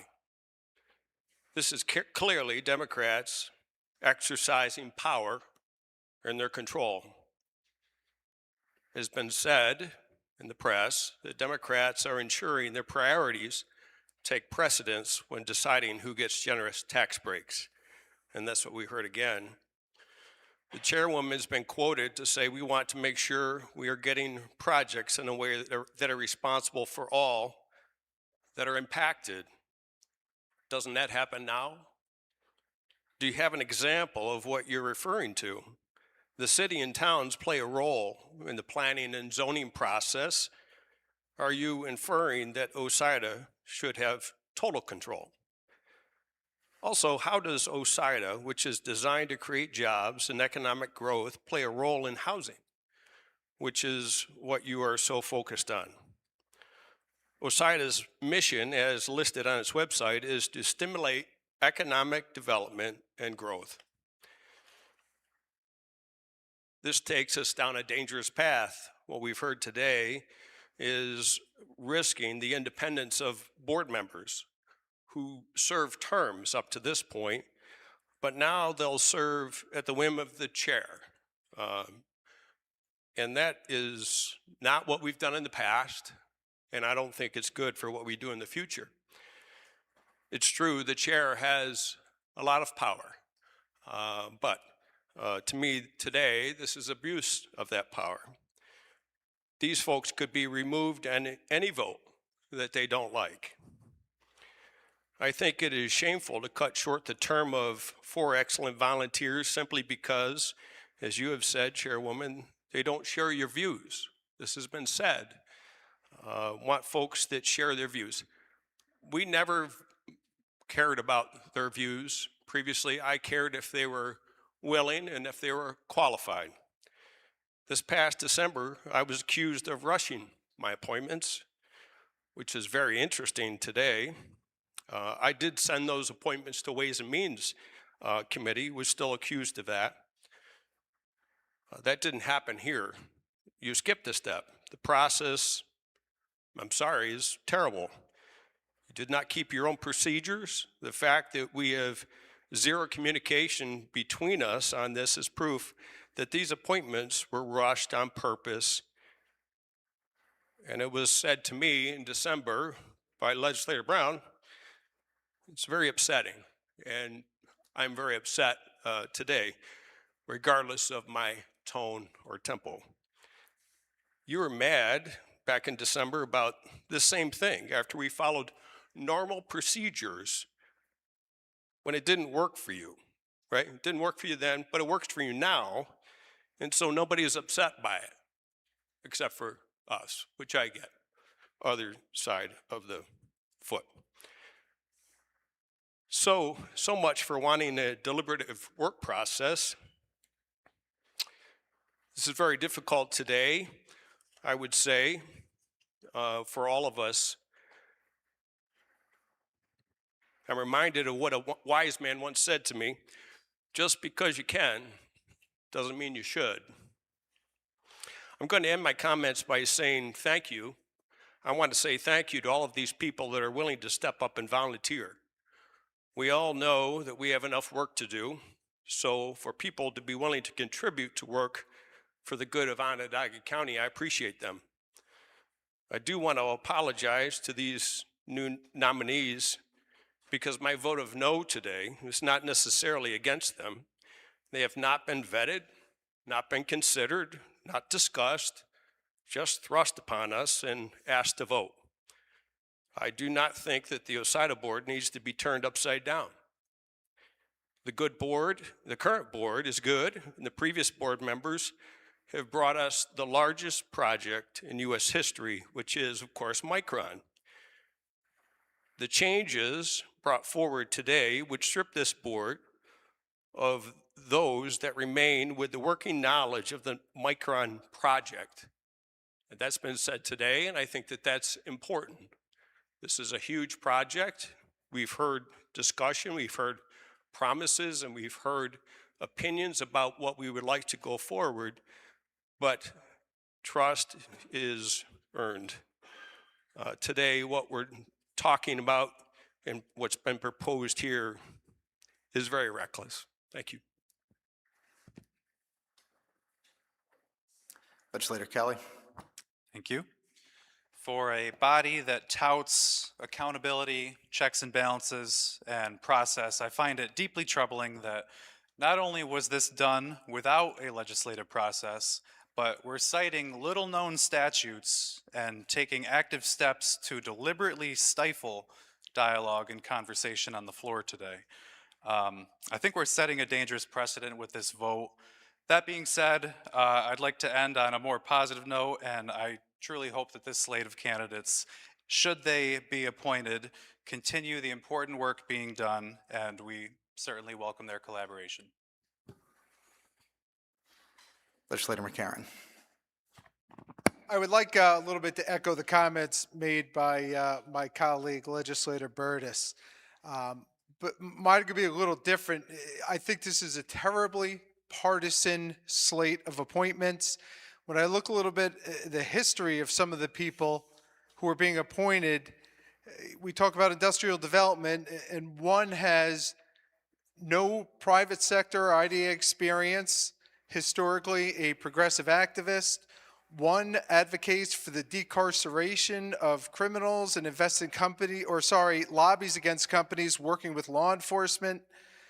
One is a former 17th Ward chair and elected official in the city of Syracuse. And most disturbing, as I look around the room and I see a lot of representatives of our local town governments who are concerned about where these connected dots are going to lead. One has called zoning laws have functioned as a tool of exclusion. New York State is still a home rule state. The most local municipalities should set the zoning rules, laws, and regulations that best fit the community on that local level. When you look at some of the legislation pending in Albany and you look at the far left progressivism of these people who are being appointed, you can't help but connect the dots and wonder if this is part of a bigger plan to force density housing out in the municipalities. And I realize that some of your constituents, Chairwoman, you said you've spoke to, they support this. Maybe it's time to spend a little more time outside the 9th District, respectfully, because I live in the south part of the county where realistically people who are there in my very diverse community are there because they want to be in a single family home community. They don't look at that as a method of racism, as one of our appointees called these types of communities being racist, and I'm discouraged by where this is going.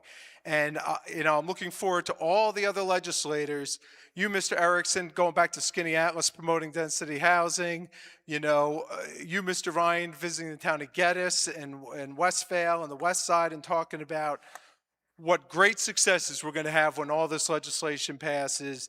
And I just think New York State is on a terrible path, and Onondaga County is following in suit. Thank you. Legislator McCarron. Yes. Oh, my apologies. Legislator Meeker.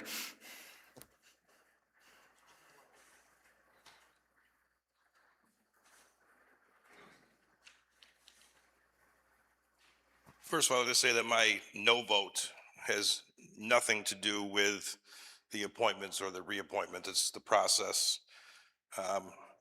Midterm removal of IDA board members should be rare. It should be reserved for clear cause. These positions are intended to have independence without a compelling, transparent reason sets a concerning precedent. If there are concerns, they should be clearly stated and addressed through the proper process. Otherwise, we should respect the term structure and handle the changes at reappointment.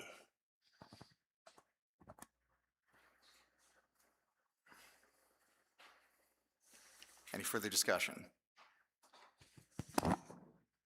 Sure. Legislator Romeo. Thank you.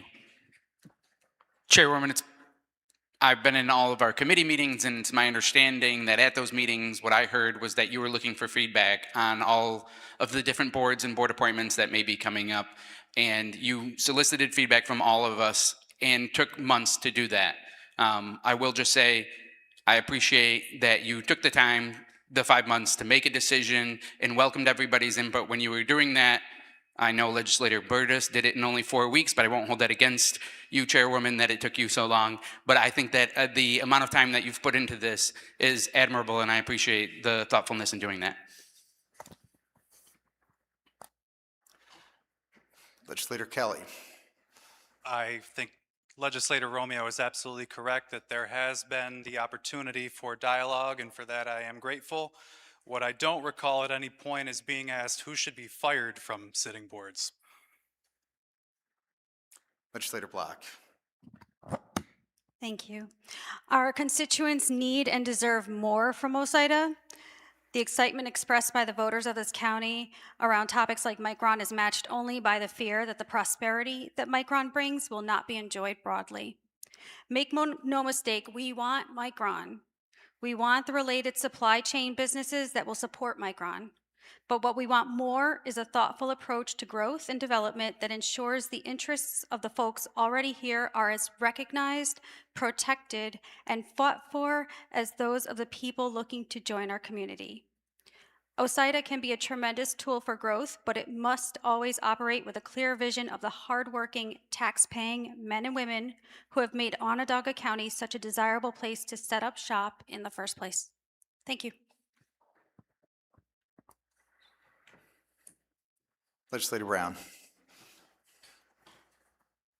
Thank you, Chair Pro Temp. Just want to push back on some of the comments that were made, especially about the appointees.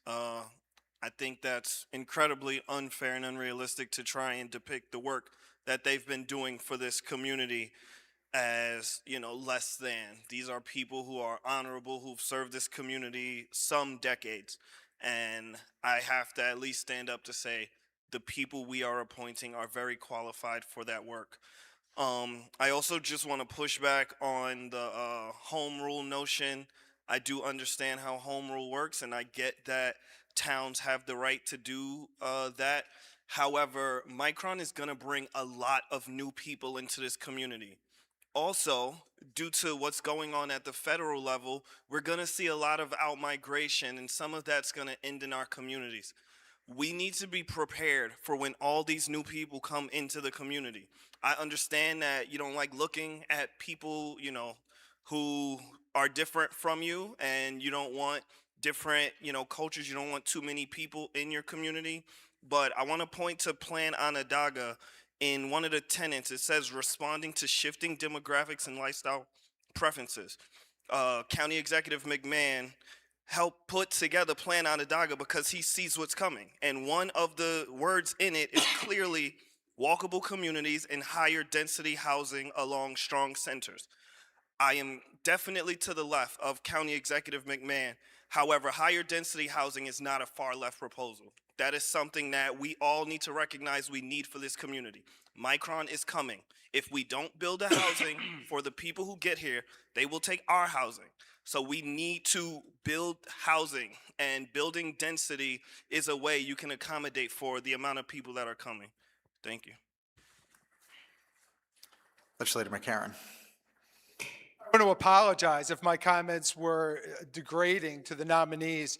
It was more meant to relate to their industrial development and economic development backgrounds and histories. So if it came across the wrong way for that, I apologize. But to make any other assertions, one, I'd like to commend Legislator Brown for being an avid supporter of the County Executive Ryan McMahon. I'm glad that is officially on the record. While being further left, he still appreciates him and supports him. Great job. But I think a lot of the other comments, as one famous Democrat recently stated, were just a lot of bluster. Thank you. Legislator Kelly. This is going to be a difficult thing to respond to, but earlier I referenced the toxic political climate that we're living in. I want to emphasize to everybody in this room and everybody in Onondaga County that we can disagree on political issues without accusing others of not wanting to be with people that don't look like you or agree with you, or I forget exactly the wording that was used, but I think that's a despicable thing to say. Legislator Brown. Thank you. I just have to push back on Legislator McCarron's notion that I don't support the county executive, or that I do support him now. I don't support some of the tactics that he used, as we saw at the Facilities Committee meeting. If any of that is to be true, I don't support that. And I don't support the aquarium project. I don't. Outside of those two things, I think Plan Onondaga is a great plan. I think we need density in those communities.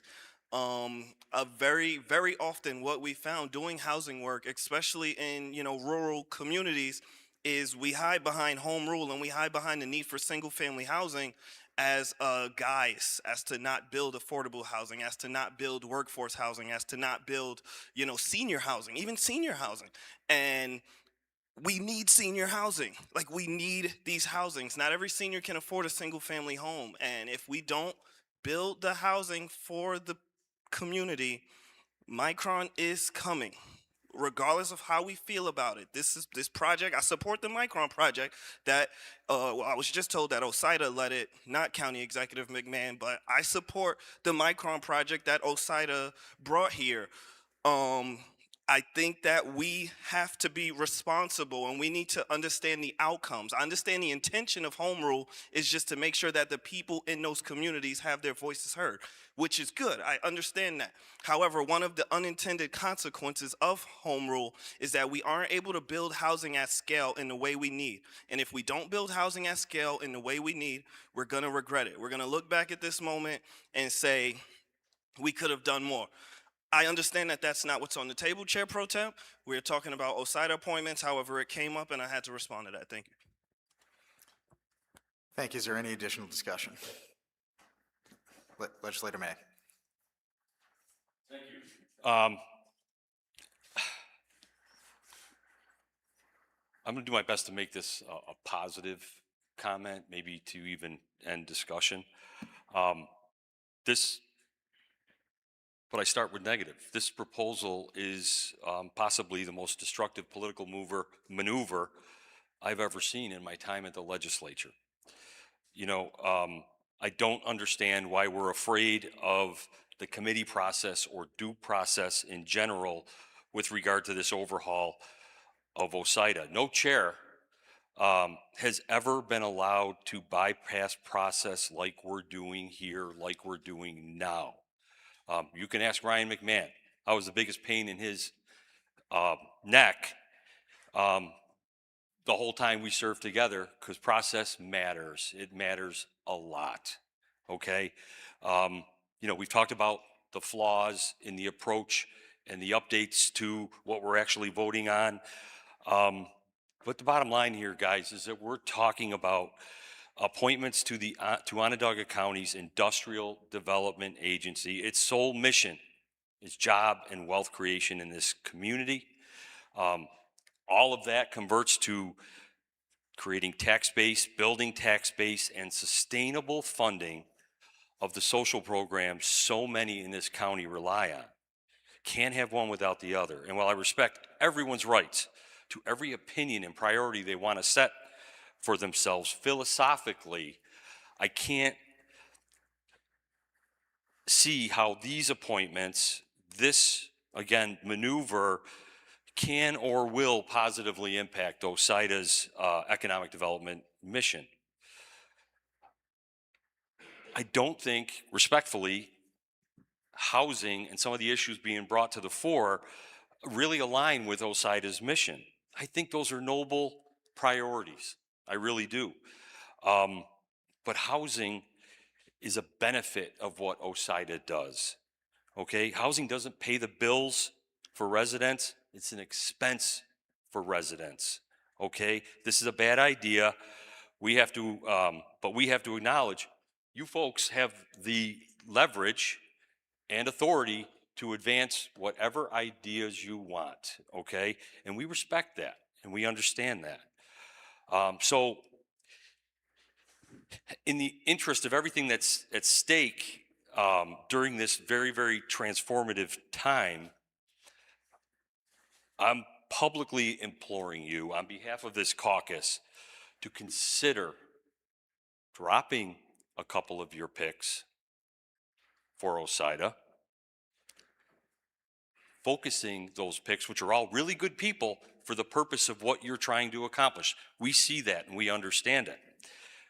Drop them, and in return, again, on behalf of this caucus, we are pledging veto-proof support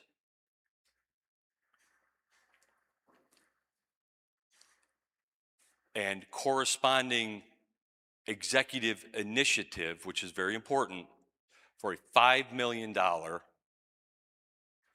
affordable housing initiative led by this legislature.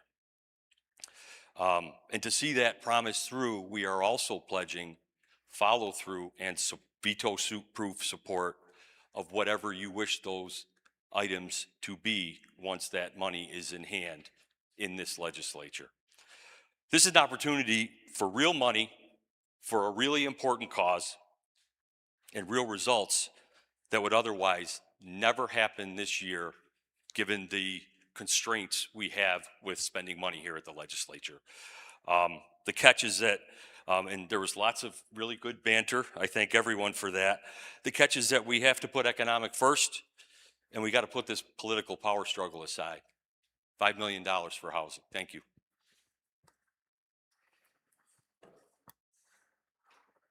Seeing no additional discussion. And I would also like to request a recess to allow you to discuss this proposition. You're going to work it out with your team, or are you going to listen to what I'm saying? I'll listen to what you're saying. Thank you very much. I would like to request a recess to allow discussion on this matter, if you're interested. And if there isn't, so be it. We understand what your priorities are. Thank you.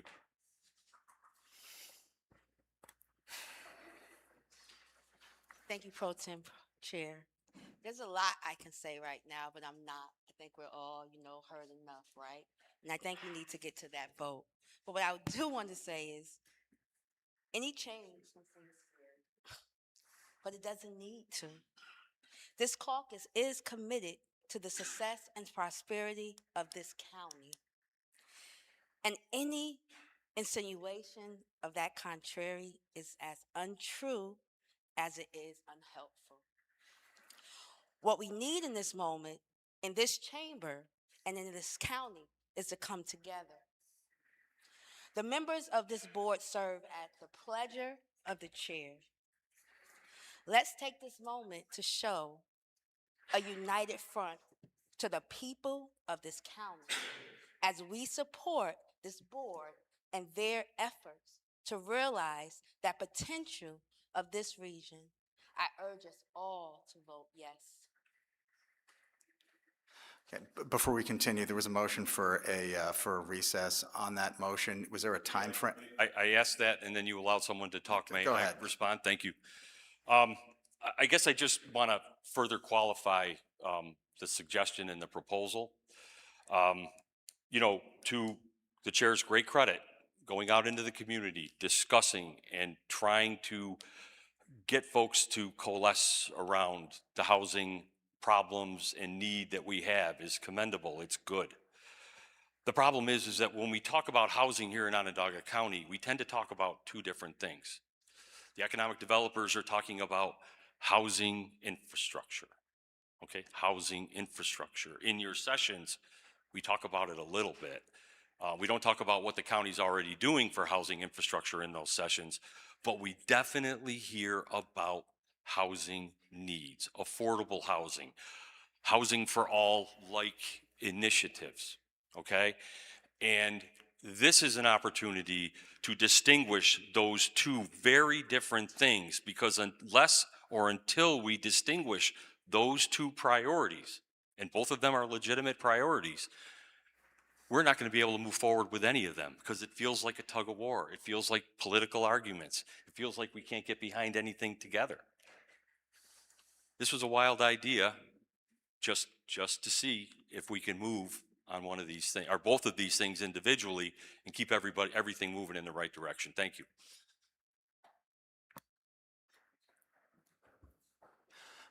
Before we continue, there was a motion for a recess. What is there a time frame that that was going to be proposed? 5 minutes. And we need to vote on that now. Do we have a second? Okay. Will the clerk call a long call on voting for a 5-minute recess? Yes. May? Yes. Block? Erickson? Yes. Romeo? Yes. Ryan? Yes. Denton? Yes. McCarron? Knapp? Bush? Kelly? Yes. Brown? No. Garland? Yes. Meeker? Yes. Burtis? Yes. Thompson? Yes. Watts? Yes. 16 ayes, 1 opposed. We're in recess for 5 minutes. Let's try to keep it to 10.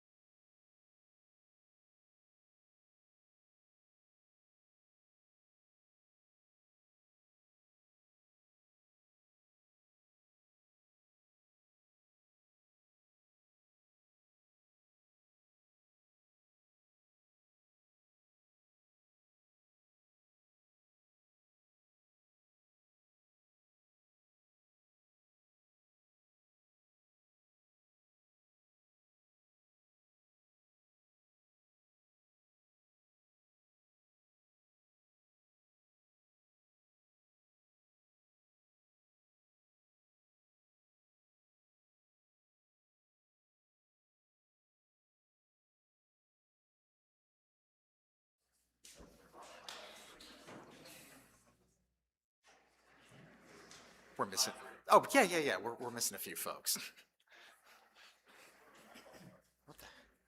Extension of.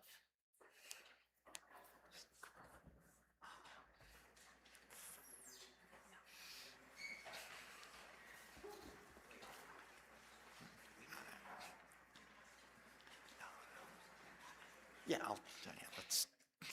we can be reasonable here.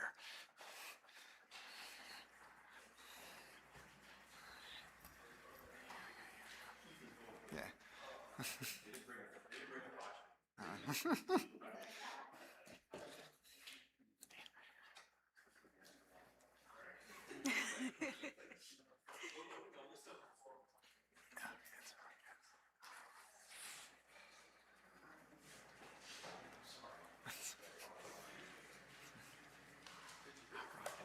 Oh, yeah.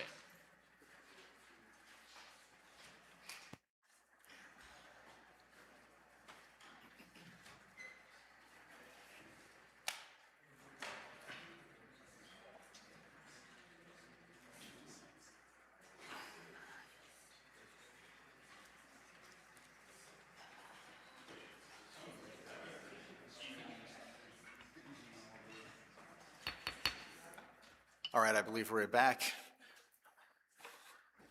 The chair recognizes the chair. Thank you.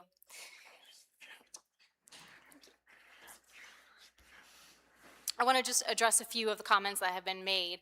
First and foremost, I want to say that we are respectful of the law of New York State when it comes to home rule. It has been referred to several times throughout this. One of the reasons why we are pursuing this is because of the voices of some of the towns and school districts that aren't here with us today because they're hard at work in their home communities. And the importance of them being able to have a voice in the midst of this process. They are some of the most impacted parties, whether it's Amazon trucks riding down their streets, whether it's individuals coming into their schools that were unprecedented, whether it's repairs that need to be made to school buildings in preparation for individuals to come in. We need to ensure that these crucial people in the process of decision-making who are elected by the people are able to have their voices be heard. We respect home rule, and there is no intent whatsoever for OSIDA to in any way question the laws of New York State. The reason that we're here today considering these appointments is because of what took place in December, and we've referred to it a couple of times here today, and I just want to highlight that there were 5 individuals put onto OSIDA in December. I would love in January to have been able to step into this and made these considerations in January with a new board to put together of legislators to be able to consider these appointments. However, that decision was made by the previous legislature, which is in their prerogative to do so, just as it is our prerogative today to reconsider these appointments. We believe passionately that the voters in November voted for a different decision-making process, and that as we go about making these decisions, it is important for them to be in the best interest of all who call our county home. I just want to underscore that we have the prerogative to have replaced all 7, and intentionally did not do so because of some of the items that were reflected today about the importance of stability and knowledge coming forward.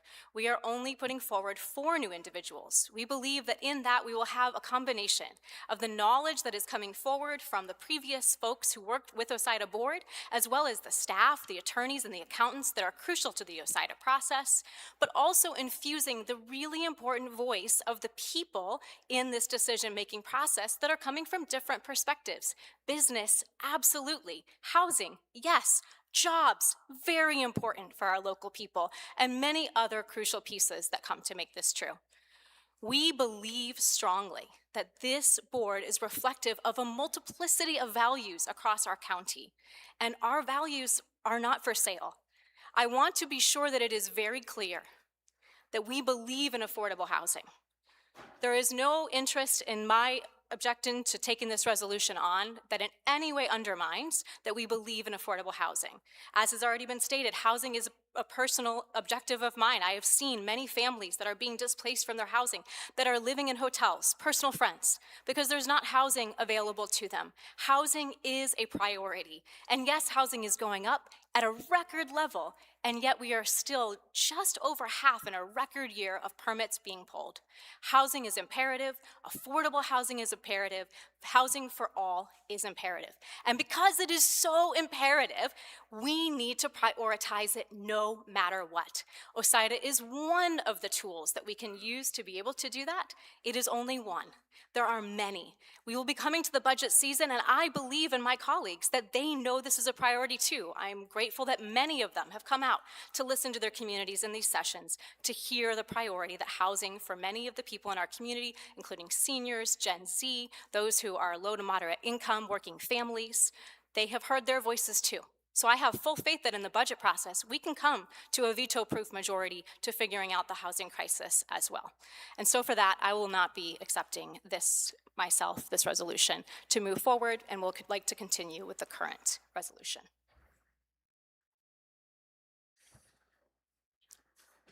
Chair.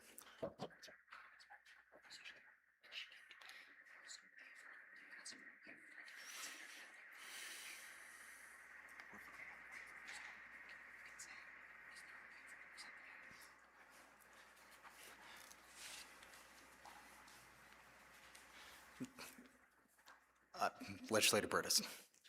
Thank you. Just a little more if we could. I mean, it is about experience. And what was said is just not true. The folks that remain are going to have about 4 months of Micron experience. They're all getting pulled out. And so I think that that's important. The experience, and keep in mind what we're doing is we're sending a message to these companies. They want experience. They want stability. It's important. As was said, during my time, Pat Hogan remained the chairman. Even though he and I had a lot of differences, Pat Hogan is still a good man, and I still left him there. Also should be really said that Bob Petrovich, part of OSIDA, landing the whale, if you will, which is Micron, he received the 2026 Economic Development Professional of the Year award statewide, recognizes one of the best economic developers in the state for the year, a major honor that we've never received before. So it's not like OSIDA had issues along the way. I know where we're headed. I just wanted to make another point about experience, that it does matter. It's meaningful. I understand what's in front of us, but it is very, very discouraging. And of course, to end, it is without question being rushed. What is in front of us now is the resolution put forward by Chairwoman Watts. Is there any further discussion on that? No. Seeing none, will the clerk call a long call? Legislator Hernandez? Yes. May? Block? Yes. Romeo? Yes. Ryan? Yes. Denton? Yes. Watts? Yes. McCarron? No. Knapp? Bush? Kelly? No. Brown? Yes. Garland? Yes. Meeker? No. Burtis? No. Thompson? Chair Pro Temp Erickson? Yes. 10 ayes, 7 opposed. Item 16 is adopted.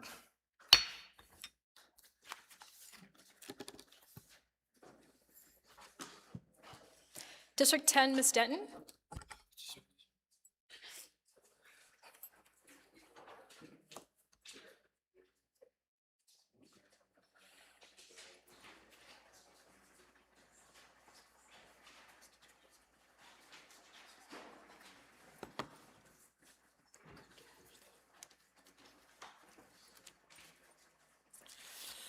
Thank you. I rise and offer items 17 through 19.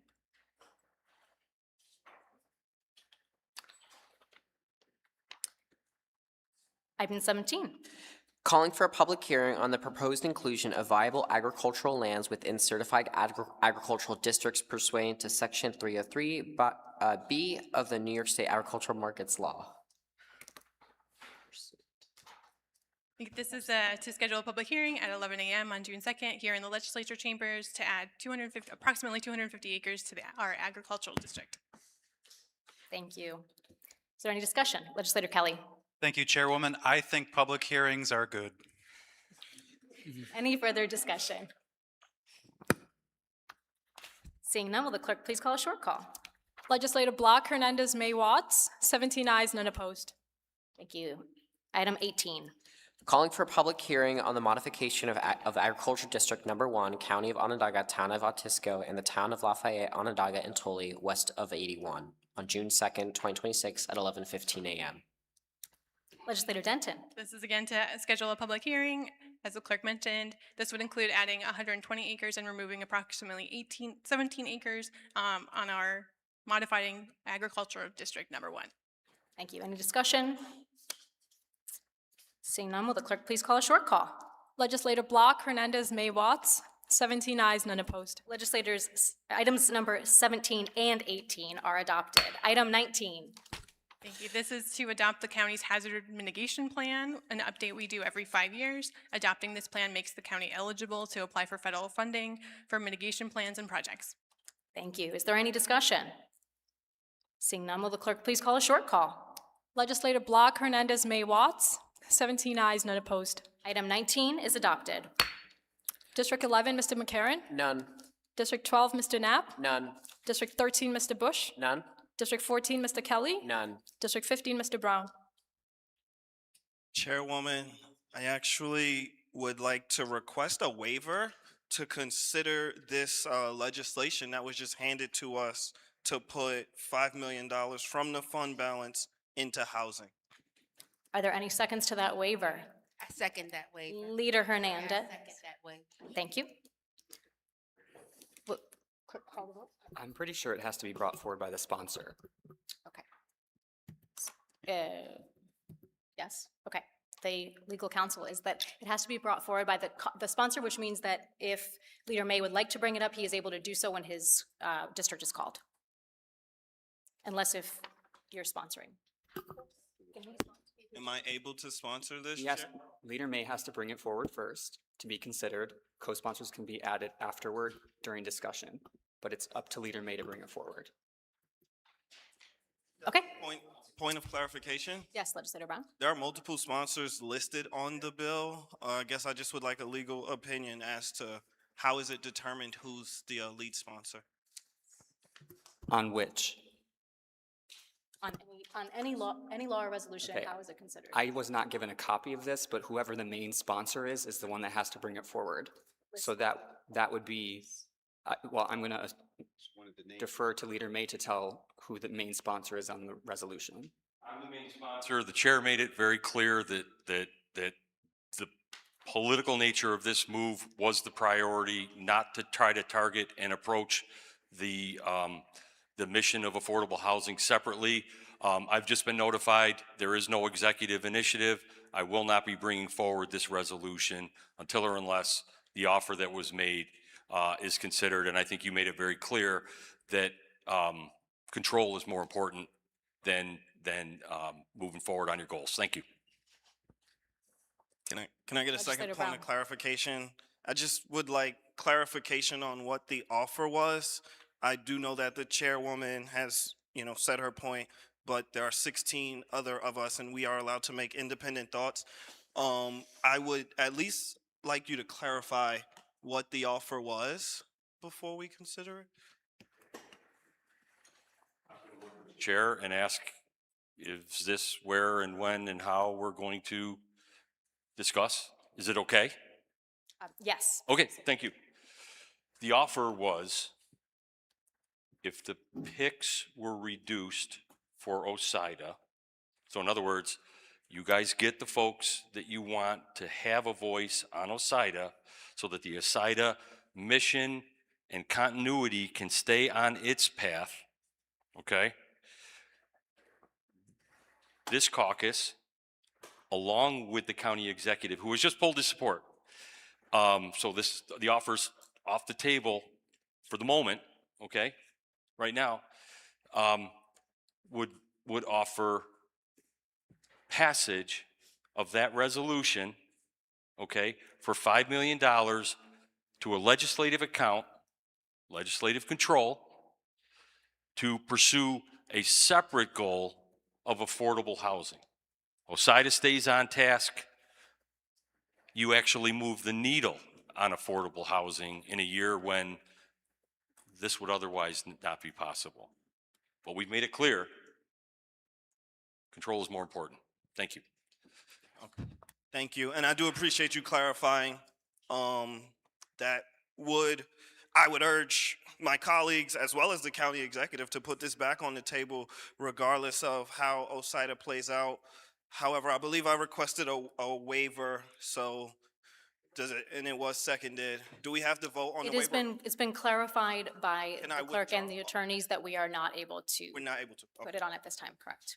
So, okay, I offer items 20 through 22 and urge their adoption. Can the deputy clerk please read item 20? Okay, calling for a public hearing on the tentative 2026 to 2027 budget of the Onondaga Community College. Legislator Brown. Thank you, Chairwoman. So this is a public hearing for OCC's budget. It is set to take place May 26 at 12 p.m. Thank you. Is there any discussion? Seeing none, will the clerk please call a short call? Legislative Block, Hernandez, May, Watts, 17 ayes, none opposed. Item 20 is adopted. Item 21. A resolution authorizing a comprehensive technology refresh in and for the County of Onondaga, New York at a maximum. Legislator Brown. Yes, so this is a bond resolution to upgrade our technology countywide. I want to thank IT for coming in and walking us through what this would look like, and I urge my colleagues to support this. Thank you. Is there any discussion? Seeing none, will the clerk please call a long call? Legislator Hernandez? Yes. May? Yes. Block? Yes. Erickson? Yes. Romeo? Yes. Ryan? Yes. Denton? Yes. McCarron? Yes. Knapp? Bush? Kelly? Yes. Brown? Yes. Garland? Yes. Meeker? Yes. Burtis? Yes. Thompson? Yes. Chairwoman? Yes. 17 ayes, none opposed. Item 22 is adopted. Sorry. I have a distraction. Item 21 is adopted. Item 22. Standard workday and reporting. Thank you. Brown? Yes, thank you, Chair. So this item is to approve standard workday reporting. The County of Onondaga establishes the following as a standard workdays for elected and appointed officials. Thank you. Thank you. Is there any discussion? Seeing none, will the clerk please call a short call? Legislative Block, Hernandez, May, Watts, 17 ayes, none opposed. Item 22 is adopted.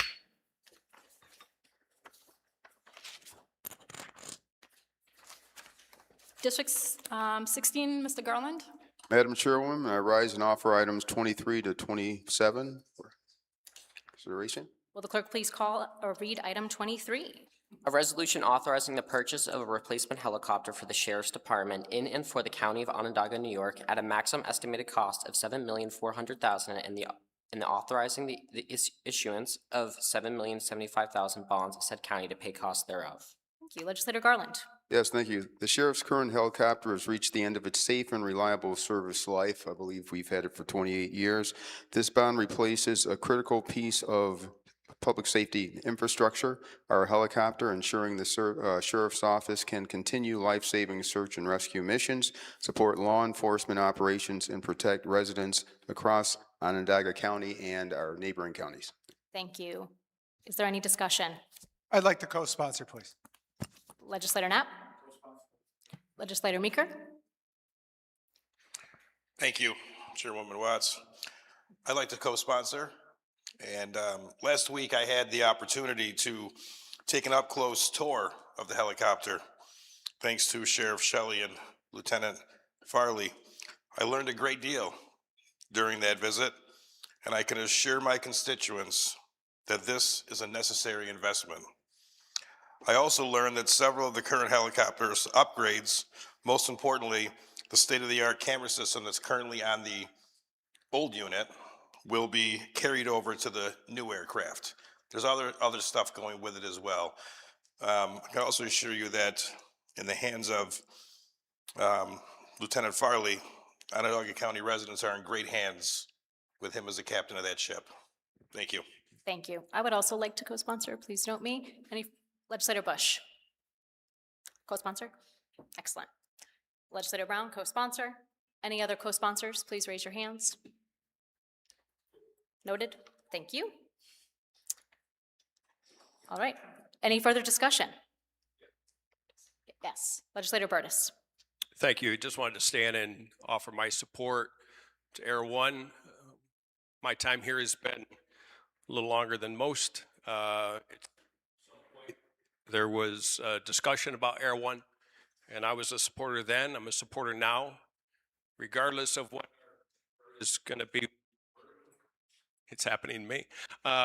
Regardless of what the bird's going to be worth in a couple, still something that is necessary and reasonable for Onondaga County residents to have as a tool. We've all seen what they're able to do, and I just fully support it. And yes, I would like to co-sponsor. Thank you. Excellent. Any further discussion? Seeing none, will the clerk please call a long call? Legislator Hernandez? Yes. May? Block? Yes. Erickson? Yes. Romeo? Yes. Ryan? Yes. Denton? Yes. McCarron? Yes. Knapp? Bush? Kelly? Yes. Brown? Yes. Garland? Yes. Meeker? Yes. Burtis? Yes. Thompson? Yes. Chairwoman? Yes. 17 ayes, none opposed. Item 23 is adopted. Item 24. A resolution authorizing improvements to the I move to waive the reading. Legislator Garland. Yes, thank you very much. This is regarding the computer-aided dispatch CAD system, which is the backbone of our 911 operations. The components of the system we have now, they require upgrades. This bond keeps our 911 CAD system modern, secure, and reliable, ensuring that when residents call for help, our people can send the right units quickly and accurately. Thank you. Is there any discussion? Seeing none, will the clerk please call a long call? Legislator Hernandez? May? Block? Yes. Erickson? Yes. Romeo? Yes. Ryan? Yes. Denton? Yes. McCarron? Yes. Knapp? Bush? Kelly? Yes. Brown? Garland? Meeker? Yes. Burtis? Yes. Thompson? Yes. Chairwoman? Yes. 17 ayes, none opposed. Item 24 is adopted. Item 25. A resolution authorizing additions to and renovations of the E911 Center in and for the County of Onondaga, New York at a maximum estimated cost of $500,000, authorizing the issuance of $500,000 bonds of said county to pay costs thereof. Legislator Garland. This is a part of the 911 Center CIP projects. Right now, the center requires physical upgrades to support staffing, technological expansion, and operational efficiency. This bond invests in the people who answer the call. It will ensure our 911 center remains safe, functional, and equipped to meet the growing demands of the emergency. Thank you. Is there any discussion? Seeing none, will the clerk please call a long call? Legislator Hernandez? May? Block? Yes. Erickson? Yes. Romeo? Yes. Ryan? Yes. Denton? Yes. McCarron? Yes. Knapp? Bush? Kelly? Yes. Brown? Yes. Garland? Meeker? Yes. Burtis? Yes. Thompson? Yes. Chairwoman? Yes. 17 ayes, none opposed. Item 25 is adopted. Item 26. A resolution authorizing E911 radio and GPS Waive the reading. Legislator Garland. Bush. Thank you very much, Madam Chair. This is about the handheld radios. We were made aware that prior to this, they had no GPS locators on them.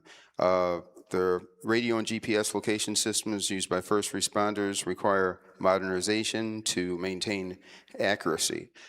This bond strengthens our radio and GPS systems, giving our first responders the reliable communications and real-time location tools that they need. Great. Thank you. Is there any discussion? Seeing, oh, yes, Leader Hernandez. I would like to co-sponsor this. Great. Any further discussion? Seeing none, will the clerk please call a long call? Legislator Hernandez. May. Block. Yes. Erickson. Yes. Romeo. Yes. Ryan. Yes. Denton. Yes. McCarron. Yes. Knapp. Bush. Kelly. Yes. Brown. Yes. Garland. Meeker. Yes. Burtis. Yes. Thompson. Yes. Chairwoman. Yes. 17 ayes, none opposed. Item 26 is adopted. Item 27, A resolution authorizing E911. Legislator Garland. Yes, Madam Chair, this is another CIP project. The 911 telephone system is aging, must be upgraded. This bond requires modernization to our 911 telephone system so residents can reach emergency systems quickly, whether by voice or text. Thank you. Is there any discussion? Yes. Legislator Burtis. Yes, $4 million is a lot of money, but E911 is critical, and the good folks that work there have a hard job. I couldn't do it. I just couldn't. So anything really, it's reasonable that we support them in this way, and I encourage everyone there to know that we appreciate them, and I'm glad to do this today. Thank you. Any further discussion? Seeing none, will the clerk please call a long call? Legislator Hernandez. Yes. May.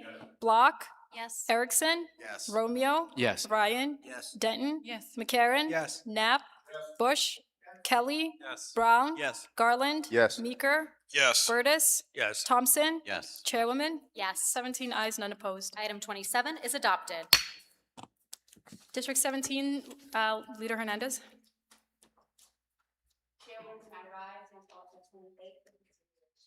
Excellent. Can the deputy clerk please read the title of item 28? Resolution in support of the Harriet Tubman Underground Railroad New York Scenic Byway nomination and corridor management plan adoption. Leader Hernandez. Yes, currently in our federal administration, Black History, currently in our federal administration, Black History is not working. Died. It's been a long day. Whew. It's been a year long that we've been trying to get this passed. Currently in our federal administration, Black history is kind of being attacked and erased. Harriet Tubman and the Underground Railroad is very essential to Black history. So I just urge all of us to say yes and vote yes for this today. Thank you. Is there any further discussion? Legislator Brown. I would like to co-sponsor. Legislator Bush. Yes, I just want to co-sponsor this, and it runs right through the 13th district. Yes. We're very pleased and proud that they're doing this. Excellent. Is there any further discussion? Legislator Garland. I'd like to co-sponsor. Great. Legislator McCarron. These are all if you would like to co-sponsor, please raise your hand. Clerk, have you noted all? Who doesn't want to? Can we get those who don't want to co-sponsor it to raise their hands? We'll just get that list. No, Right? I'll co-sponsor. So if you don't want to co-sponsor, please raise your hand. Okay, we'll take that as bipartisan and unanimous. Thank you.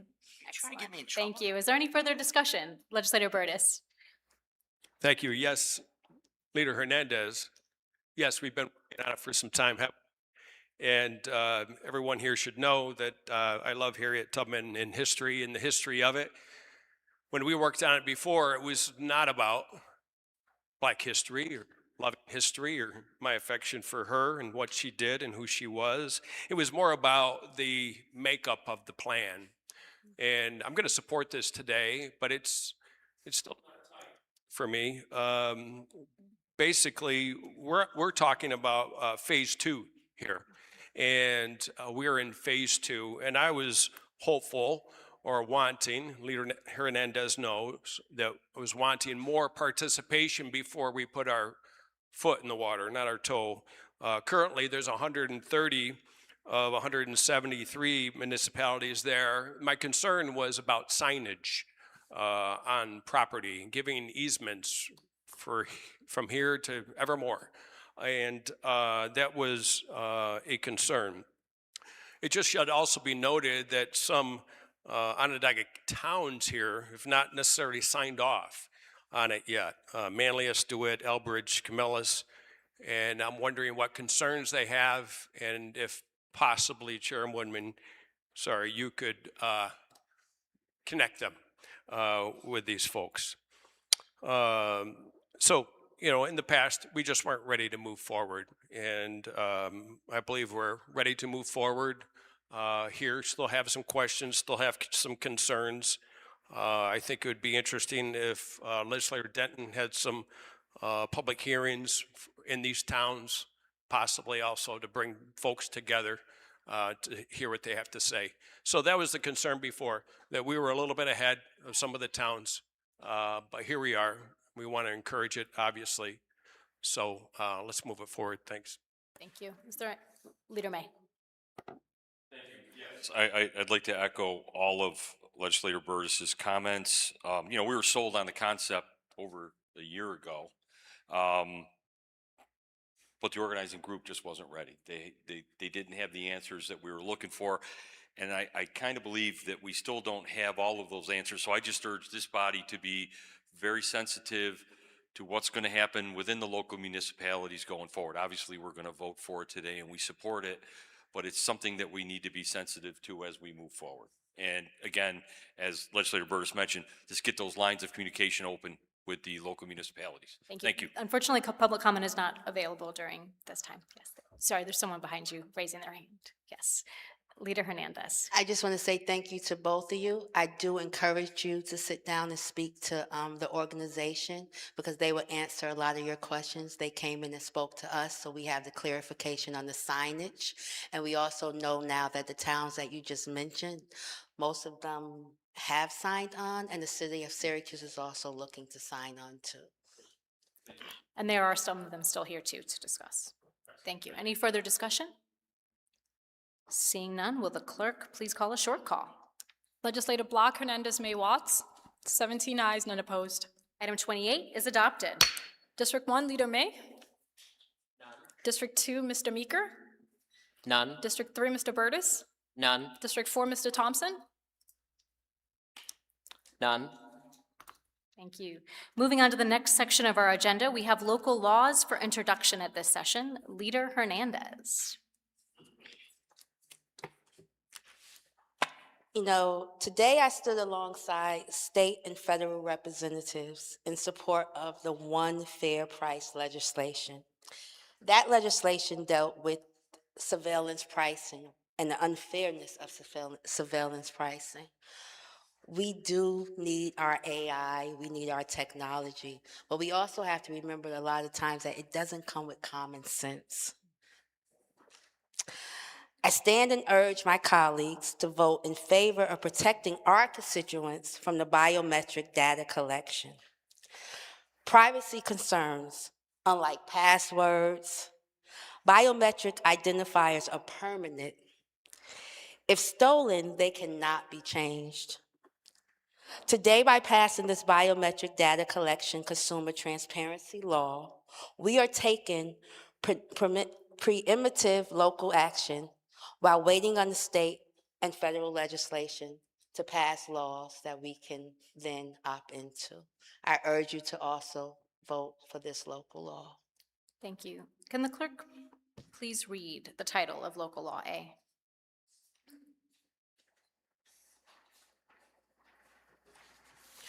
A local law requiring commercial establishments to notify customers of the use of biometric identification technology. Thank you. Is there any further discussion? Legislator McCarron. Thank you, Chairwoman. While I recognize the importance of privacy, and it seems like nothing is private or sacred anymore, when I read through this law, you know, I had a few concerns. One, every law I enforced as a police officer had an enforcement arm, an investigative arm, and then a penalty section. Who gets notified if an establishment's collecting the data and not posting? If it's discovered that an establishment's collecting and selling the data, how's it determined? Who investigates it? Where does the complaint get filed? Who investigates the validity of it? And what are the penalties for violating this law? This sounds a lot more like a resolution to me. I think it's half a law with no teeth to it. And while I respect what it's intending to do, I think the law is weak and it doesn't succeed at accomplishing that goal. Is there any further discussion? Legislator Kelly. Thank you, Chairwoman. I'd like to echo a lot of Legislator McCarron's comments. In healthcare, we deal a lot with something called informed consent. So if you are shopping at a local establishment, I think you should know that these things are taking place. However, I don't have any confidence in this local law to ensure that that is happening without the enforcement mechanisms that we referenced before. So I will be voting no. Further discussion? Leader May? I guess just to echo my colleagues' opinions, we're making a statement, but we're accomplishing nothing. So I will also be not supporting this. I wish there were an enforcement mechanism of some sort, but we learned early in the process the county doesn't have that. Therefore, it's a little bit out of our jurisdiction and ability to move something like this forward. So just as a matter of practicality, I don't believe we should be moving this along. Thank you. Legislator Meeker?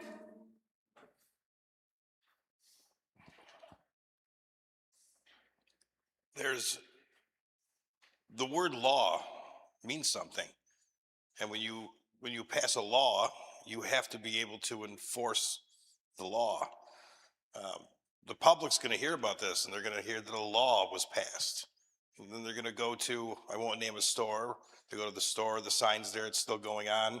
They call the sheriff's department. Sheriff's department can't do anything. So this isn't a law. Therefore, I'll be voting no. Leader Hernandez. You know, we often pass similar things in our county. What this law is stating, yes, that we are asking our businesses to respectfully put signage up, allowing our constituents to know that when they walk into these businesses, that their data might be collected. What this law is also saying that as constituents, you can be their fact checkers, right? When you walk into these businesses, you are able to bring a civil lawsuit against the stores. I think we spoke about this with the gas pricing, right? When we capped the gas, who was going to enforce, who was going to make sure that the gas pumps were recalibrated, who was going to make sure that the gas stations didn't not recalibrate their pumps. And we spoke about how our constituents are going to be the law-abiding citizens, and if they're able and willing to bring a civil case against that gas station. What we're doing right now is making sure that we show our businesses within Onondaga County that we want to protect that data of our constituents. We want them to show respect to our constituents and at least post some signage saying that they are using this AI to collect data. Is there further discussion? Legislator Bush? I think the intent of this law is worthy of consideration, and it is difficult for me anyway, who would like to vote for this, because I think the constituents deserve some notification when they go into a business establishment that they are subjected to facial recognition. I'm not sure that a law is what's required as much as Leader says that signage goes a long way in terms of notifying people that patronize a certain business that they are exposing themselves to this technology. So I kind of wish we could come up with something that all of us could get on board with. And I think the technology is crucial to address it. The part of the law part and enforcement, that's a whole nother issue. I'm not sure how we can blended all together to protect who we're trying to protect. Thank you. Leader, can you help us? So right now, there's assembly members, there are state senators, the city of Syracuse. Everyone is trying to figure out a way, right? What we're doing as county legislators in Onondaga County is saying that we hear our constituents, that we want to protect them. And you know, you've been here a while, right? It gets passed at the state level, at the federal level, and then we opt into some kind of law that they passed, right? Today, what we're going to pass is something that's saying and telling our businesses that we respect our constituents' privacy, and we just want them to post signage saying that they are using this surveillance. You know, when I spoke about the common sense, right? This data information collection is geared towards one culture, right? So maybe if I walk in as an African American too, it might identify me in kind of a singular way, and that's not fair either. And we mentioned Wegmans a lot. We're not targeting Wegmans, we're targeting all commercial businesses in Onondaga County. Hopefully next year we can come back, right? And we can say now we have some more teeth to put into this law. Well, not this one, because we have to make a new one. Thank you. Is there any further discussion? Leader May. Just to respond to Legislator Bush and Leader Hernandez, you know, what we're talking about here is more like a memorializing resolution than a law. And I think that's about as close as this county can get to memorializing resolution, putting word out that says, hey, we want everybody who's capturing biometric data to at least disclose the fact that they're doing so at their door and with their consumers and the people that they deal with. Legislator Bush was looking for an answer. That's an answer we can probably get behind, because at the end of the day, we're never going to have a zoning department. We're never going to have a police force that would enforce something like this. If we want to get the message out, that's the way to get the message out, not putting a law on the books that just falls short of really accomplishing its goal. So that's my suggestion. It's just a suggestion, but I think it's probably more productive and more akin to what this body can actually do under the circumstances. Thank you. And I would support that, since we already broke the seal on memorializing resolutions. I'd like to hear that, Leader May. Is there any further discussion? All right, seeing none, will the clerk please call the long call?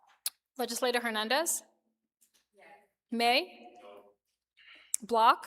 Yes. Erickson? Yes. Romeo? Yes. Ryan? Yes. Denton? Yes. McCarron? No. Knapp? Bush? Kelly? No. Brown? Yes. Garland? Meeker? No. Burtis? Thompson? Yes. 14 ayes, 3 opposed. Local Law A passes. Leader Hernandez.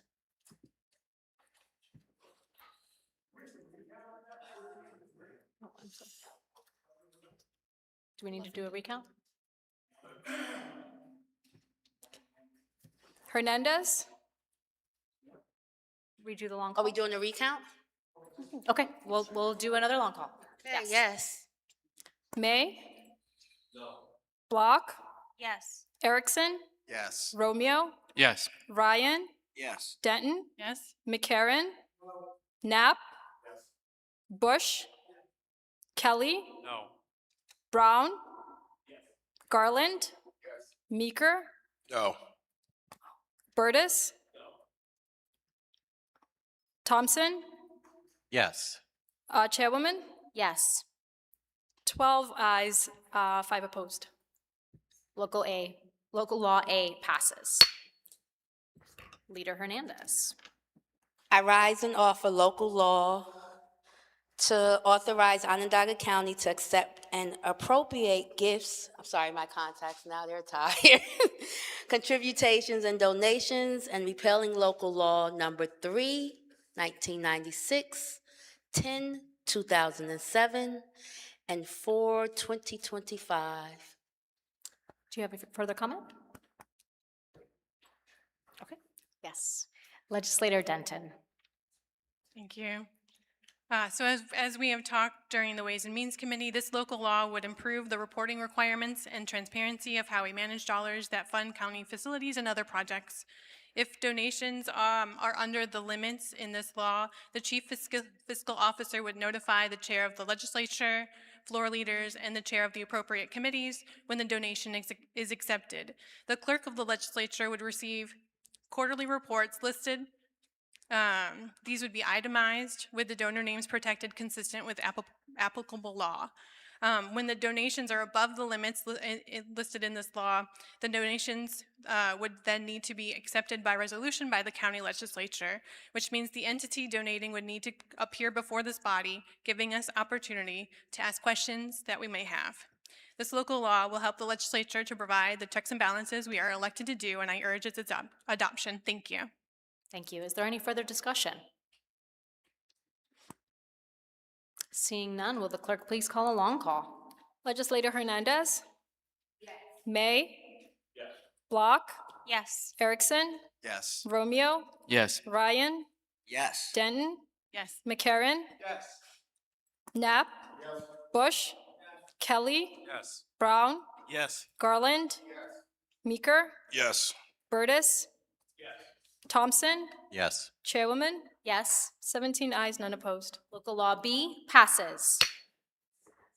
There is no unfinished business from the previous meeting on the agenda and no announcement from the chair. Leader Hernandez, if you will please make a motion to adjourn.